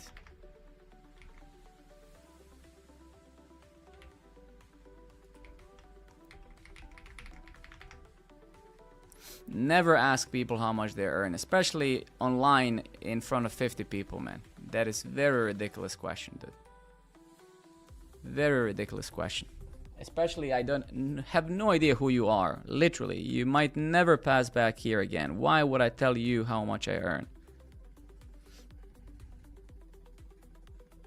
You know, there's a very old saying, never ask the woman how old she is and a man how much he earns. Well, actually both today, but fundamentally, yeah, that's a very, very silly question.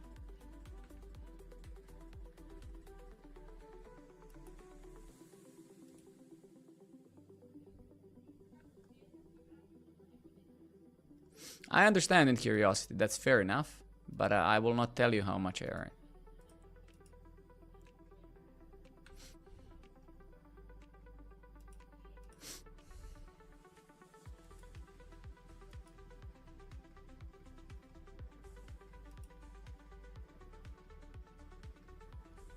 Okay, I mean, for the most part, our thing works. How much latency it adds, I'll need to test this, but for the most part it works. The only thing that's left...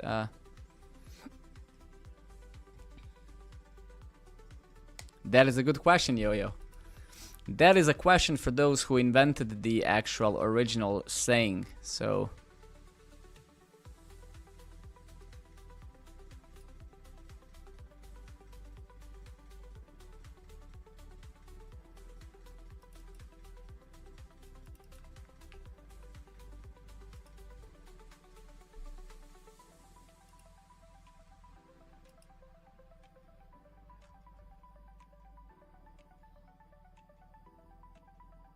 No, this is fucking wrong, man. We need to encode the data here, not decode it. What?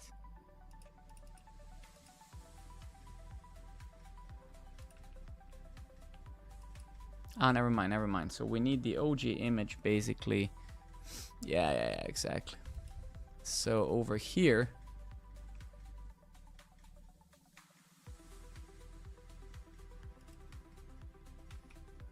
So I think actually over here now...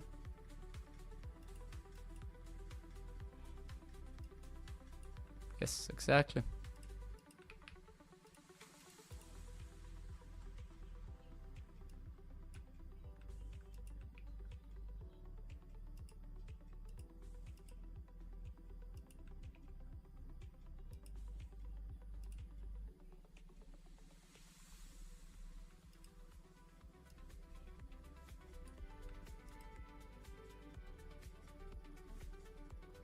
And this is kind of what we're doing wrong here. So over here, essentially, this is not what we want to do.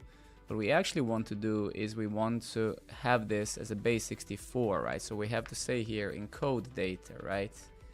Yeah, exactly.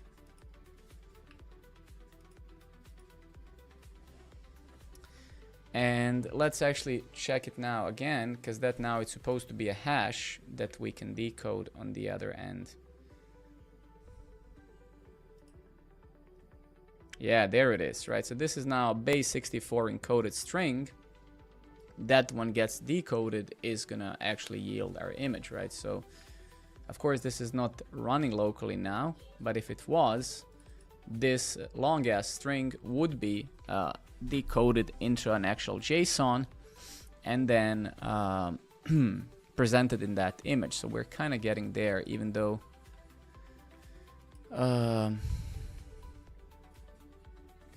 I'll actually move this bad boy to the utils closer to here.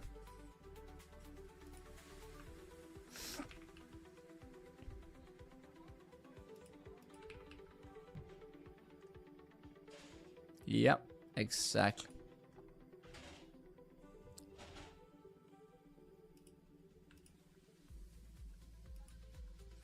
Let me just remind myself of this algorithm. The beta method of window interface creates a base 64 encoded ASCII string from binary string in which each character in the string is treated as a byte of binary data. You can use this method to encode data which may otherwise cause communication problems. Transmitted, then use window top method to decode the data again. Okay, so why are we... Actually, I guess we are using a top on the other end, right? So if we kind of get to OG image...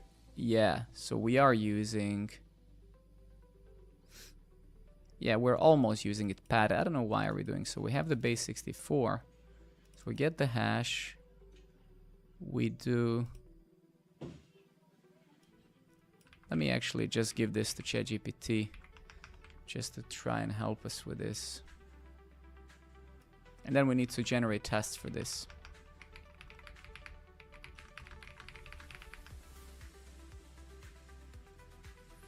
See you some other day. When I will never become famous, my friend. I stream like 3 times a month, so that's not the goal. I don't want to become famous. I have family and a wife and kids. I want to remain as exactly as I am. I would not want to be famous, no.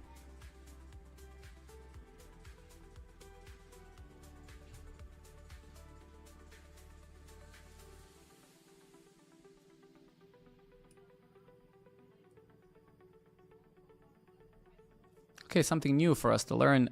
Beta and ATOB are limited to ASCII strings and will throw for non-ASCII characters like emojis, accented letters, etc. Very good to know. Using text encoder avoids these issues. Okay, I mean already that's a massive... That was a massive catch there. So we're gonna use this and then we need to generate shit crap of tests.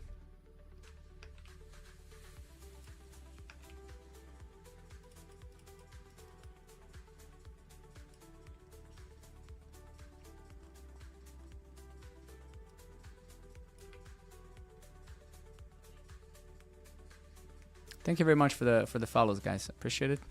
The code OG date. Yeah.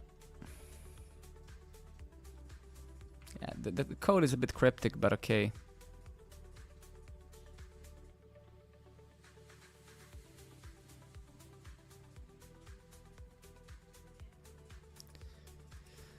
Let's write this more declaratively. I misspelled that word. 17 characters were wrong in it. And also create some sort of base 64 utils class as well. Let's break it down into pure functions so we can test things easier.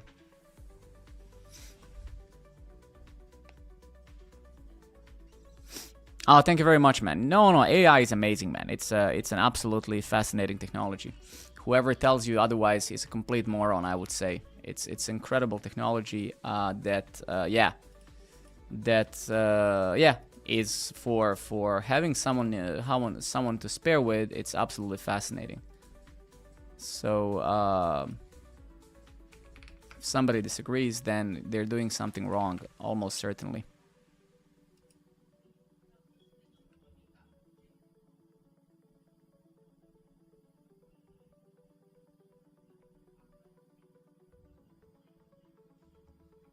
Yeah, man, but to make videos, it requires time, right? I have a full-time job already and 2 kids and a wife and friends and life, right? So it's not just recording videos. Doing that YouTube crap, right, takes a lot of effort and time. So I'm not willing to put in much time into the stream, nor YouTube or anything like that, right? I do this for fun.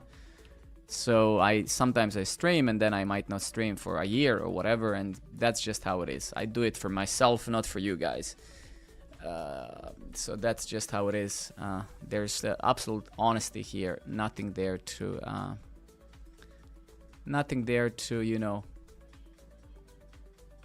nothing else to add, really. It's just how it is.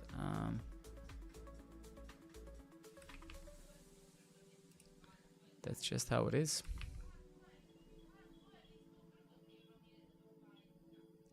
No, I mean, I'm here, of course, for people that I meet and I like, and it goes both ways, right? But to say that I'm streaming because of others would be absolutely a lie, right? And I'm not a person that, I mean, I try at least. I'm 37 years old. I try not to lie, right? So, of course, I'm here for people who like to watch me, but, you know, it's, you know, how would I say it? It's just, it goes both ways, right?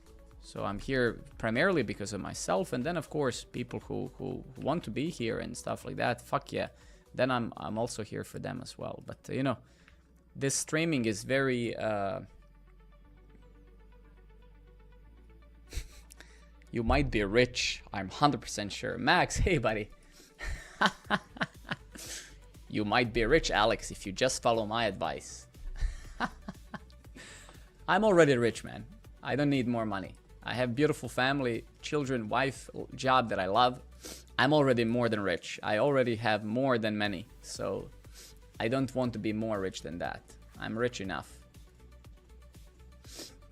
Okay, so we have this thing.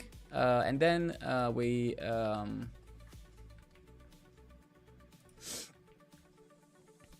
So where's the code one? Wait.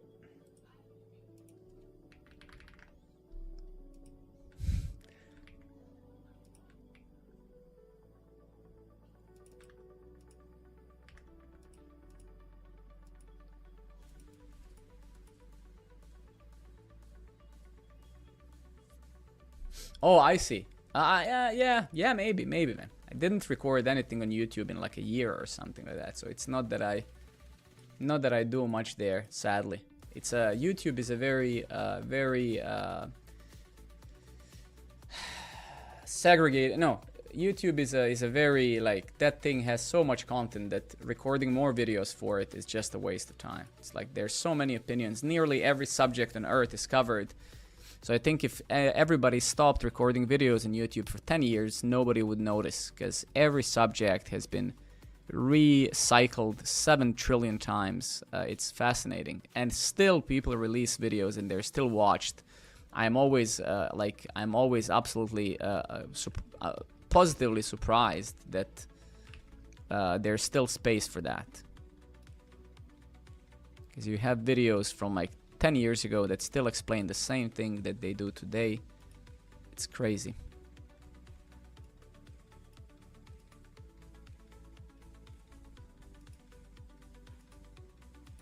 Okay, that's very good. That is very good. Alles good. As Germans would say, alles gut.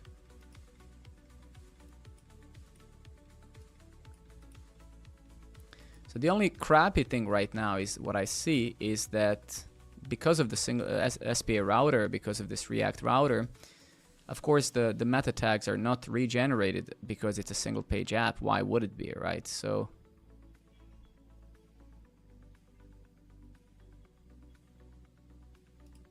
you can see it when I switch pages. So that is kind of, you could say, a negative part of it. But also it actually doesn't matter. This is not what we care about anyway, right? Because technically if we would actually share, let's actually see, no, that's not going to work. But if I would do this, because we have the RSS parser, but RSS parser is not going to be able to hit us here anyway. But technically, if it was able to do it locally now, we would have actually, yeah, parsed this properly, I suppose. Or if I actually shared my own profile here, that should be able to kind of do it, right?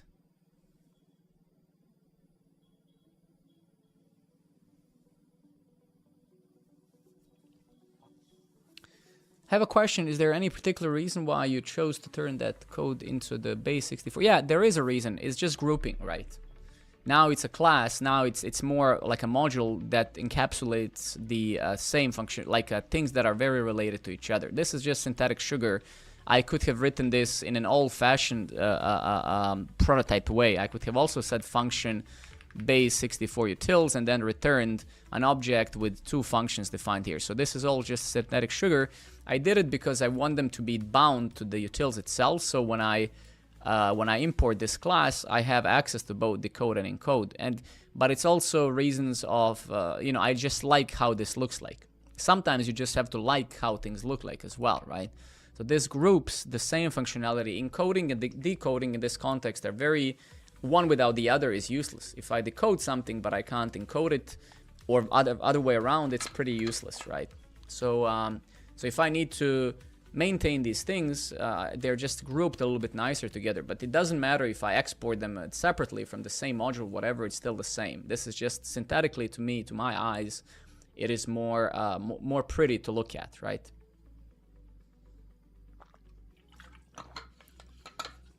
So you could say, is there like a performance-oriented reason? No.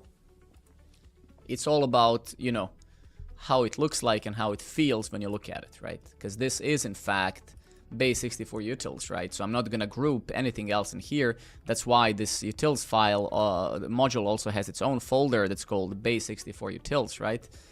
So I would say that is the core reason.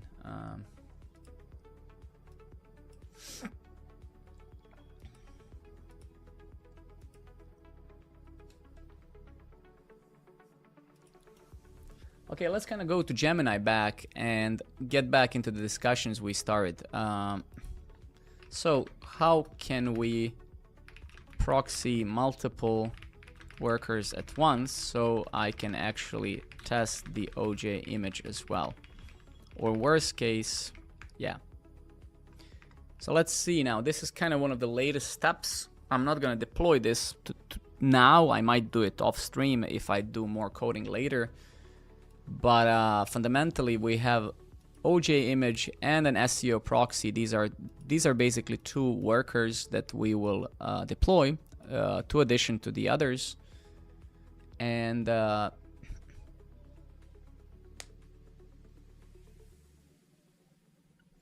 thing is, Max, programming is a lot of things that exist in programming are a matter of style and a cumulative compound taste that over time either turns to be good taste or bad taste, right? So your goal as a programmer is always to ask a fundamental core question.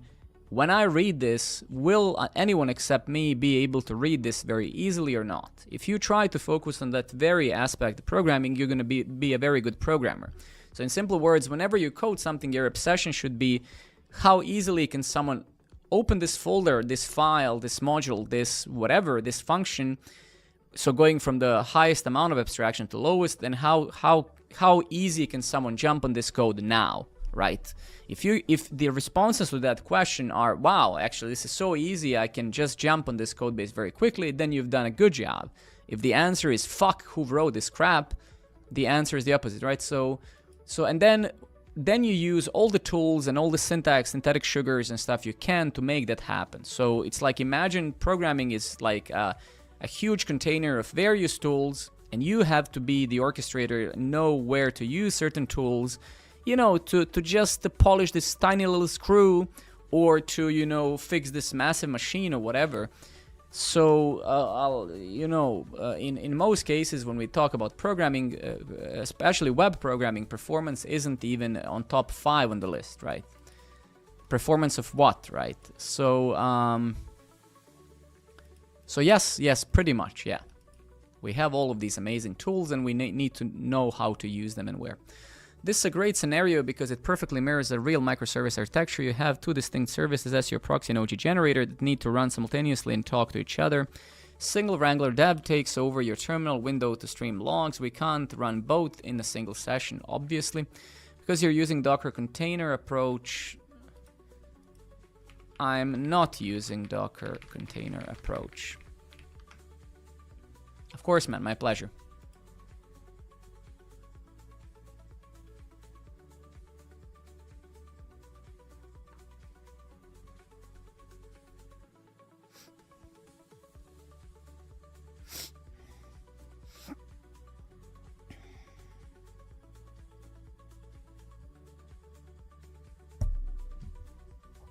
Where's my Gemini? Let's just fully read this and understand. No, we do not have any errors anymore. My Wrangler locally is properly proxying the SEO worker, as I have indeed upgraded to Ubuntu LTS 22.04. So we are completely fine there. Let's now see how typically one runs these workers in parallel so they actually work locally, and so that we can test them working together.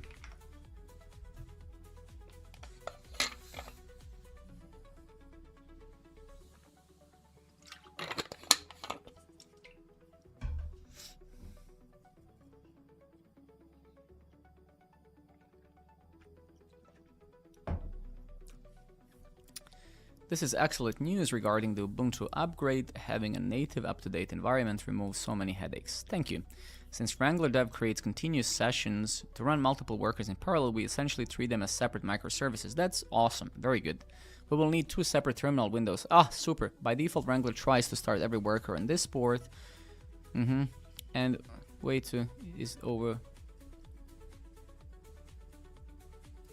Yes, let's move it to a different port. I assume that we update the port inside a, what was it, Wrangler toml file, right?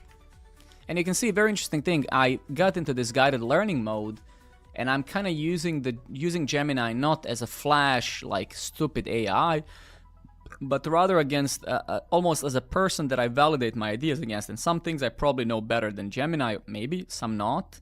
But that's beside the point. You can see I'm just validating. So you're kind of learning, you're building your shit, but you're learning it as well, which is, I find, a miracle. This has never been, I've been coding for 2 decades and never had so much fun in my life as with this thing. It's just amazing what you can do.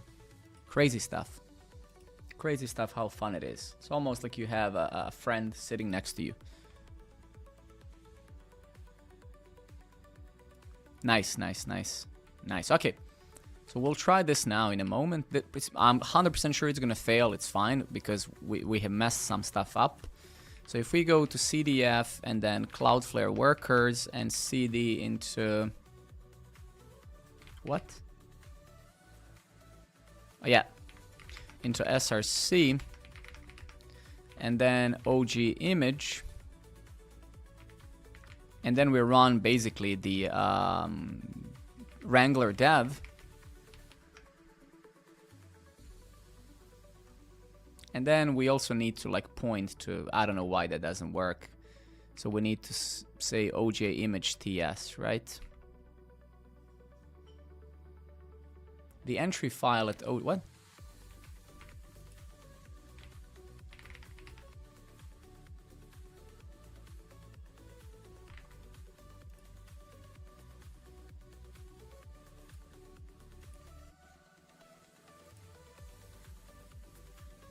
Oh wow, what? Are you kidding me? That is weird. All right. Casper, thank you very much, buddy, for the follow. Appreciate it. Interesting.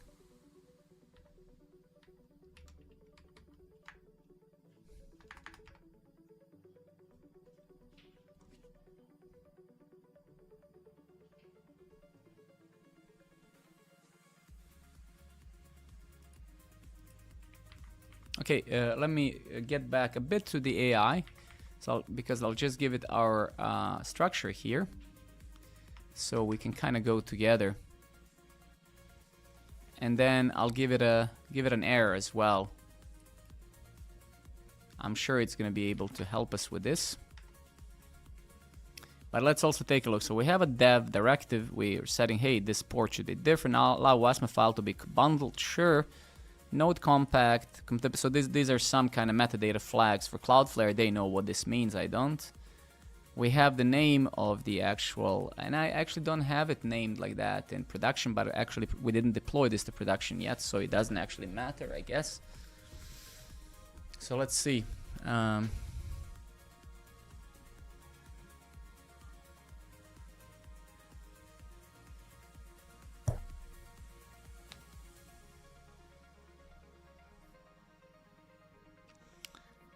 The missing entry point. The error usually pops when Wrangler cannot find the Wrangler TAML configuration file. Based on your screenshots, the file structure looks perfect, but Wrangler likely looking in the root of your project while your config lives in.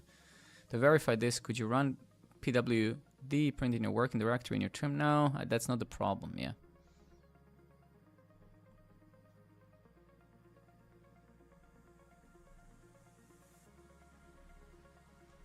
No, that's not the problem. We are running it, in fact, from the right directory, right? If we do pwd, so we are already there inside of the OJ image, so technically this should work, but it doesn't.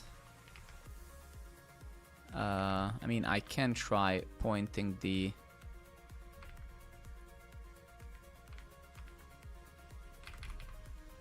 to the entry, right, as it's saying in the actual error message.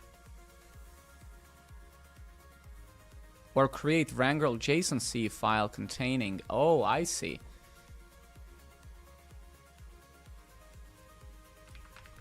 Okay, let's ask, let's learn. But why is the CLI binary telling me to create a JSON-C and we made the TOML files? Shall we simply switch to whatever the CLI tool suggests? Because that is a clear fix, right? It's just, let's see why Gemini says, hey, Alex, when doing these Cloudflare workers, we should be using TOML. And I'm pretty sure that...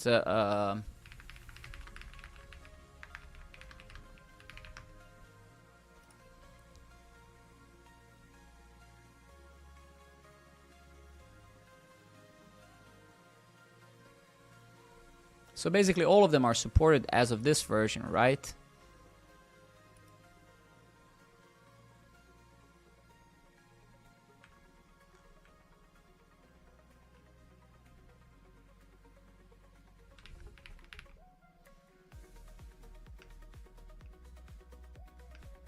Entry point. Oh, I see.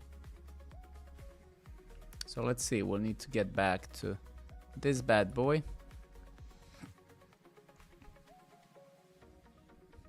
I'm not running commands from the project root. I'm literally within the actual worker every time.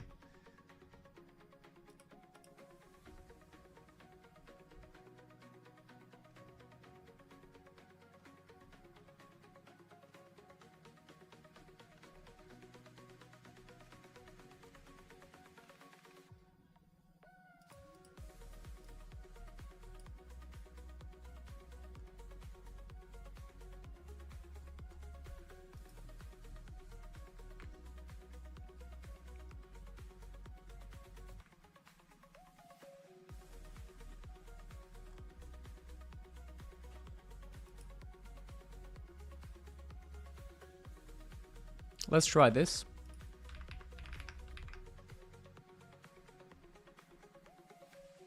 Could not read file. What?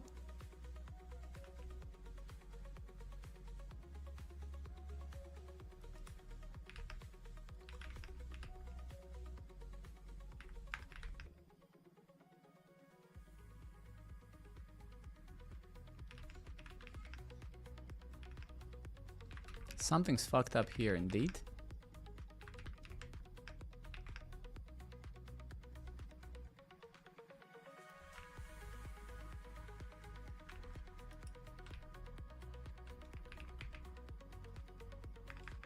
This makes absolutely no sense, but I'll try.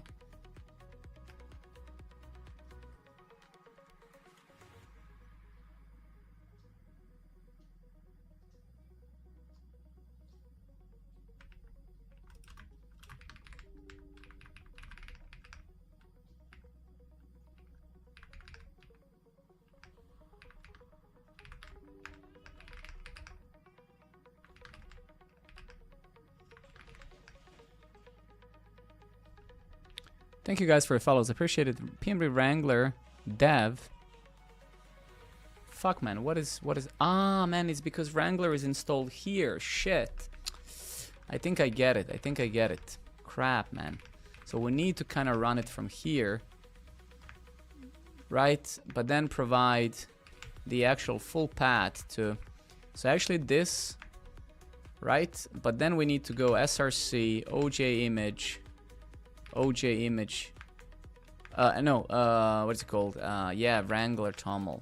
Yes. I mean, now it's failing due to something else. That's fine.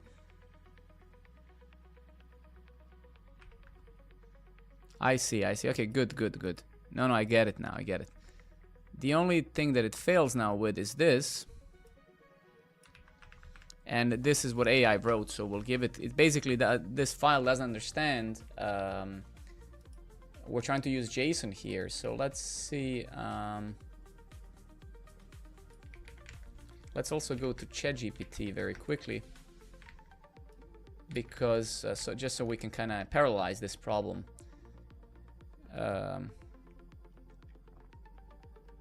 Nice. Okay, let's give this crap a shot. Beautiful. Just a better syntax for Toml. Nice. There we go. Okay.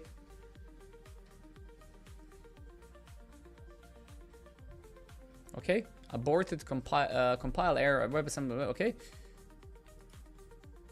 Missing data, okay, very good. Let's see now, so if we go now to, where was our test from the other worker here, in theory, if I go to my profile,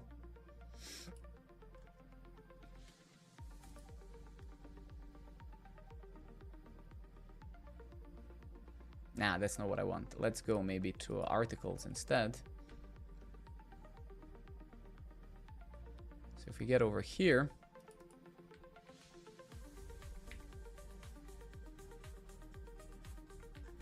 we get hello world.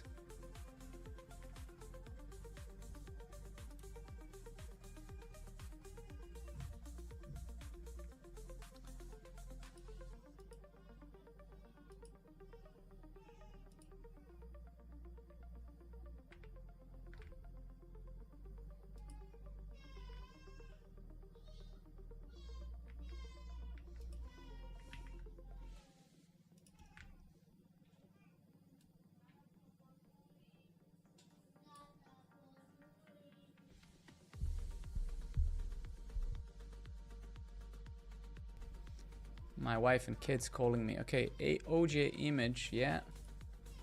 Okay, good. So we are calling the right thing.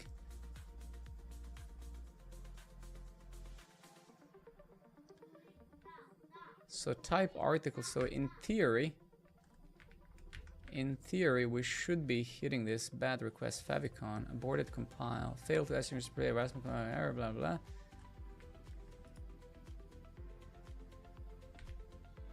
So yeah, so how can we now double check if this actually works or not, right? So let's try this again. Let's see if we can get a bit of help with this now from both, and then I'll need to round up soon anyway. Need to spend some time with family. And let's try here. CS job market is cooked. I don't know if that's is that a statement or a question. If it's a statement, yeah, I think you're correct. If it's a question, then please ask it a bit more broadly. But yeah, it is very different today. Yes.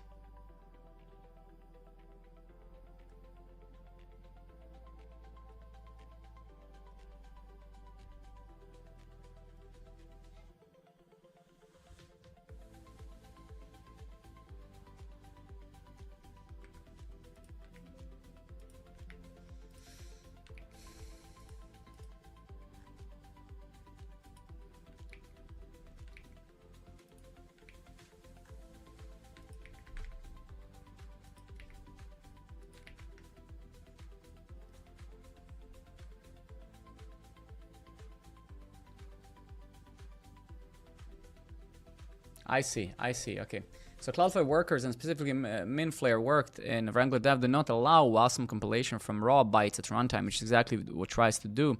When you import the WASM file normally through Vita Webpack Node, it's delivered as a byte array, but Cloudflare wants you to load WASM through WASM modules precompiled, safe, allowed.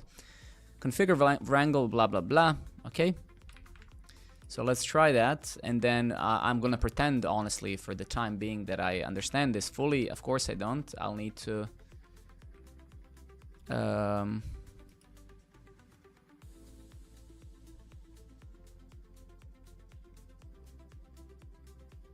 Okay, wow, all right.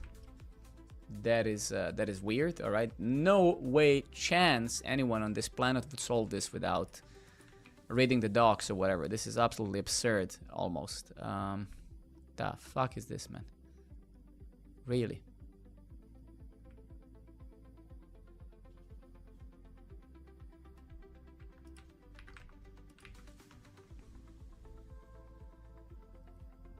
Okay, that is a little bit absurd. Like, no way, I mean, for one to know these details. Absolutely. Is landing jobs as fresh and near impossible? Everything's possible in life, man. You just need to put the effort, and that's it. I think the way that you're formulating your questions seems that you almost gave up already, and you shouldn't.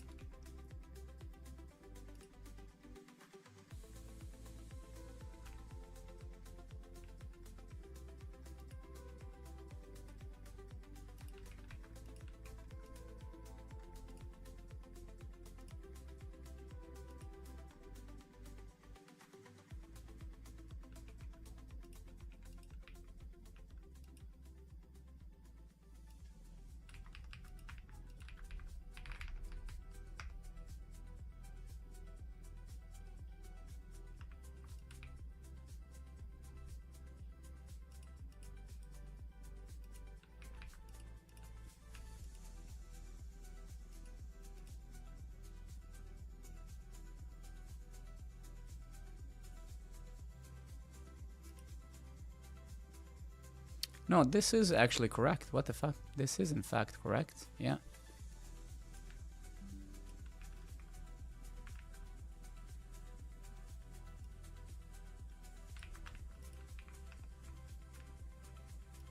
So that is definitely correct.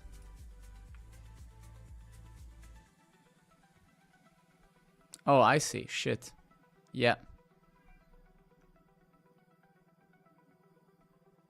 No, I mean, it's completely fine, man, right? So it's completely fine, but I mean, I wouldn't use word impossible into any context, right? Except avoiding that eventually. So I mean, I don't know. Yeah. So everything's possible, man. You have to put in the effort. Sometimes it's gonna be hard, sometimes it's gonna be easy, and that's just how it is. I mean, I'm not like some bullshit content creator to sell you some crap, right? Things are sometimes hard, and you need to work your ass off, and that's it. Many people on this earth, billions of them, are already in a worse position than yourself, so there's really no need to ask for sympathy. You just need to put in the work, and that's it, right? So just yeah. So just work, focus, work, and yeah, what can I tell you, man?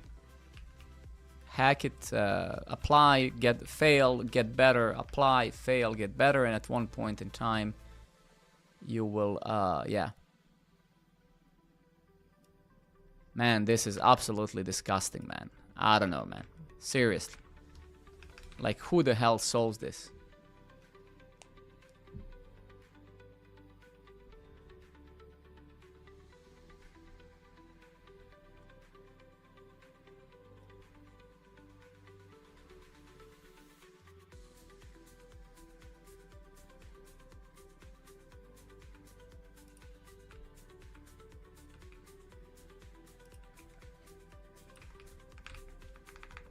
These configurations are so convoluted, it's absolutely brutal.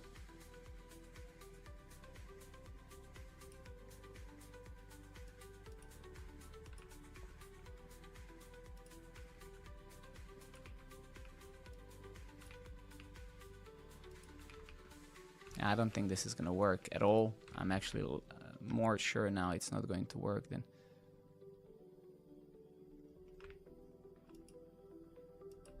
Yeah, but that makes no sense.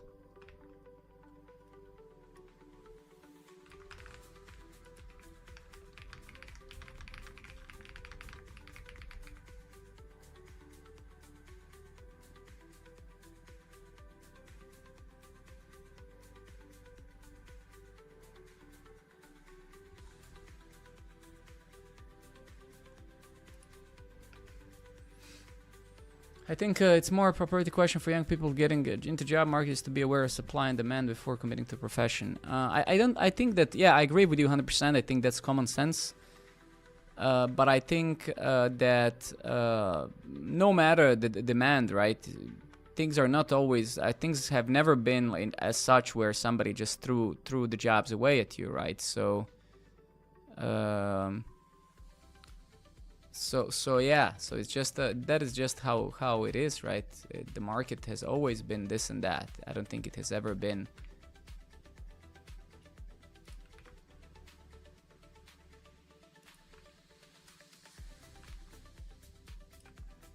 Actually, wow, let's actually see if this is actually executed at all, in fact. Wait, so let's just print here, error initializing, whatever. Do we even create an SVG? Do we even get to this point? Or do we just end up here? Like, I guess we could try that, right?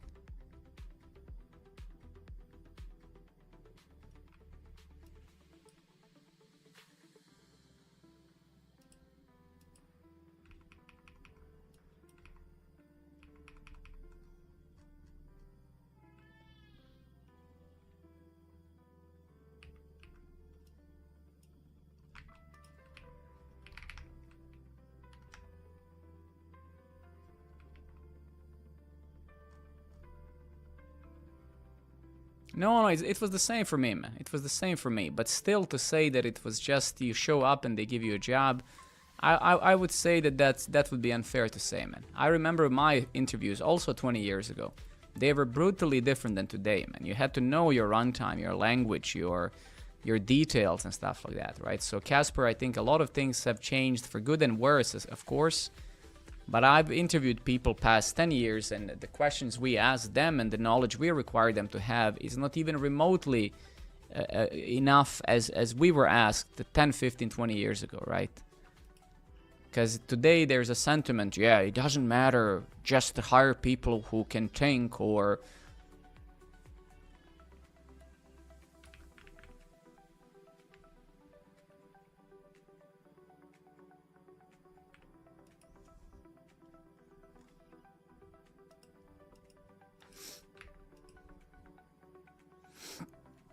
Alright, I'll need to go soon anyway. I need to help my wife and kids. What is the time? 4 o'clock. Yeah, I need to go, fellas, anyway. But yeah, nice discussions. I mean, what can I say? I would say that I definitely agree that things are tough and that, especially for younger people with no experience, but to use words impossible and stuff, I think there's no really space in that in vocabulary, right?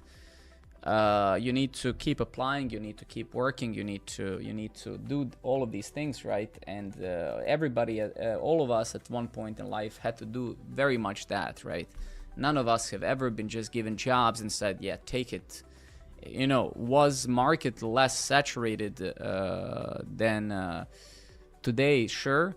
But there's still many companies on this earth who need programmers, right? And you need to aim for smaller companies, smaller startups, internships and stuff like that. And that's simply how it is. I mean, there's really nobody can tell you anything else. If you're watching some content creator is giving you this advice, that there's no advice, man. The advice is go meet people. If you can network, that is your best chance for someone to give you a chance, right? If you don't know anyone, it's going to be very tough for you. If you're sitting home playing video games 20 hours a day and spending time on Twitter and wasting your time on 4chan or whatever, then it's going to be very tough for you. So if you want to increase your chances, try to impress people online. Try to sign up on freaking Programmer Network and leave a comment there. Try to meet people who are in the same boat. So you need to build relationships in life. Without relationships, without people that you know, no matter what you do, a programmer, accountant, a lawyer, it's going to be very tough for you, because imagine if you're hiring people, you would always start first with the people that you worked with the people that you know, because hiring is a very risky thing, and the most crucial thing when it comes to hiring is minimizing risk of hiring someone who is either a terrible person or who doesn't have the skills, right? So whenever you apply for any job, note that it goes this way. When you apply to a company, that company first asks internal employees, does anyone know anyone for this position? If the answer is yes, these are the people that you first interview. If answer is no, then you go to your broader network and you ask your friends. And then when friends don't know anyone, you ask some recruiters that are working local where you live. And when they don't have anyone, then you might get a chance, right? So note that's why if you apply to certain positions and nobody responds, that's because they're probably interviewing already a bunch of people that they know, and you might show up on that list eventually if they don't find anyone in the meanwhile. So that's why if you don't know people, if you're not going to meetups, if you're not impressing people on the internet, offline, online, then it's going to be very, very tough for you. And for any of us, of course, for myself as well. And so, yeah, what can I say? Try to impress people, and that's your best bet if you're young. Try to meet people, try to impress them, and that's how it works. All right, fellas, boys and girls, and ladies and gentlemen, thank you very much for being here. I'll see you hopefully next week. I don't know when I feel like streaming. Might be tomorrow or might be in 5 days. Right now, I have absolutely zero clue. But for those of you who've been around, thank you very much. If you get a chance, please sign up on Programmer Network and leave a message, say hi, write an article, whatever. I'm trying to build an awesome community of people I like, of stoic people, of self-aware people, of people with self-critique. So if you fall under these values, please join our community. That's what we're trying to build. See you guys. Take care, everybody. I'll see you another time. Bye.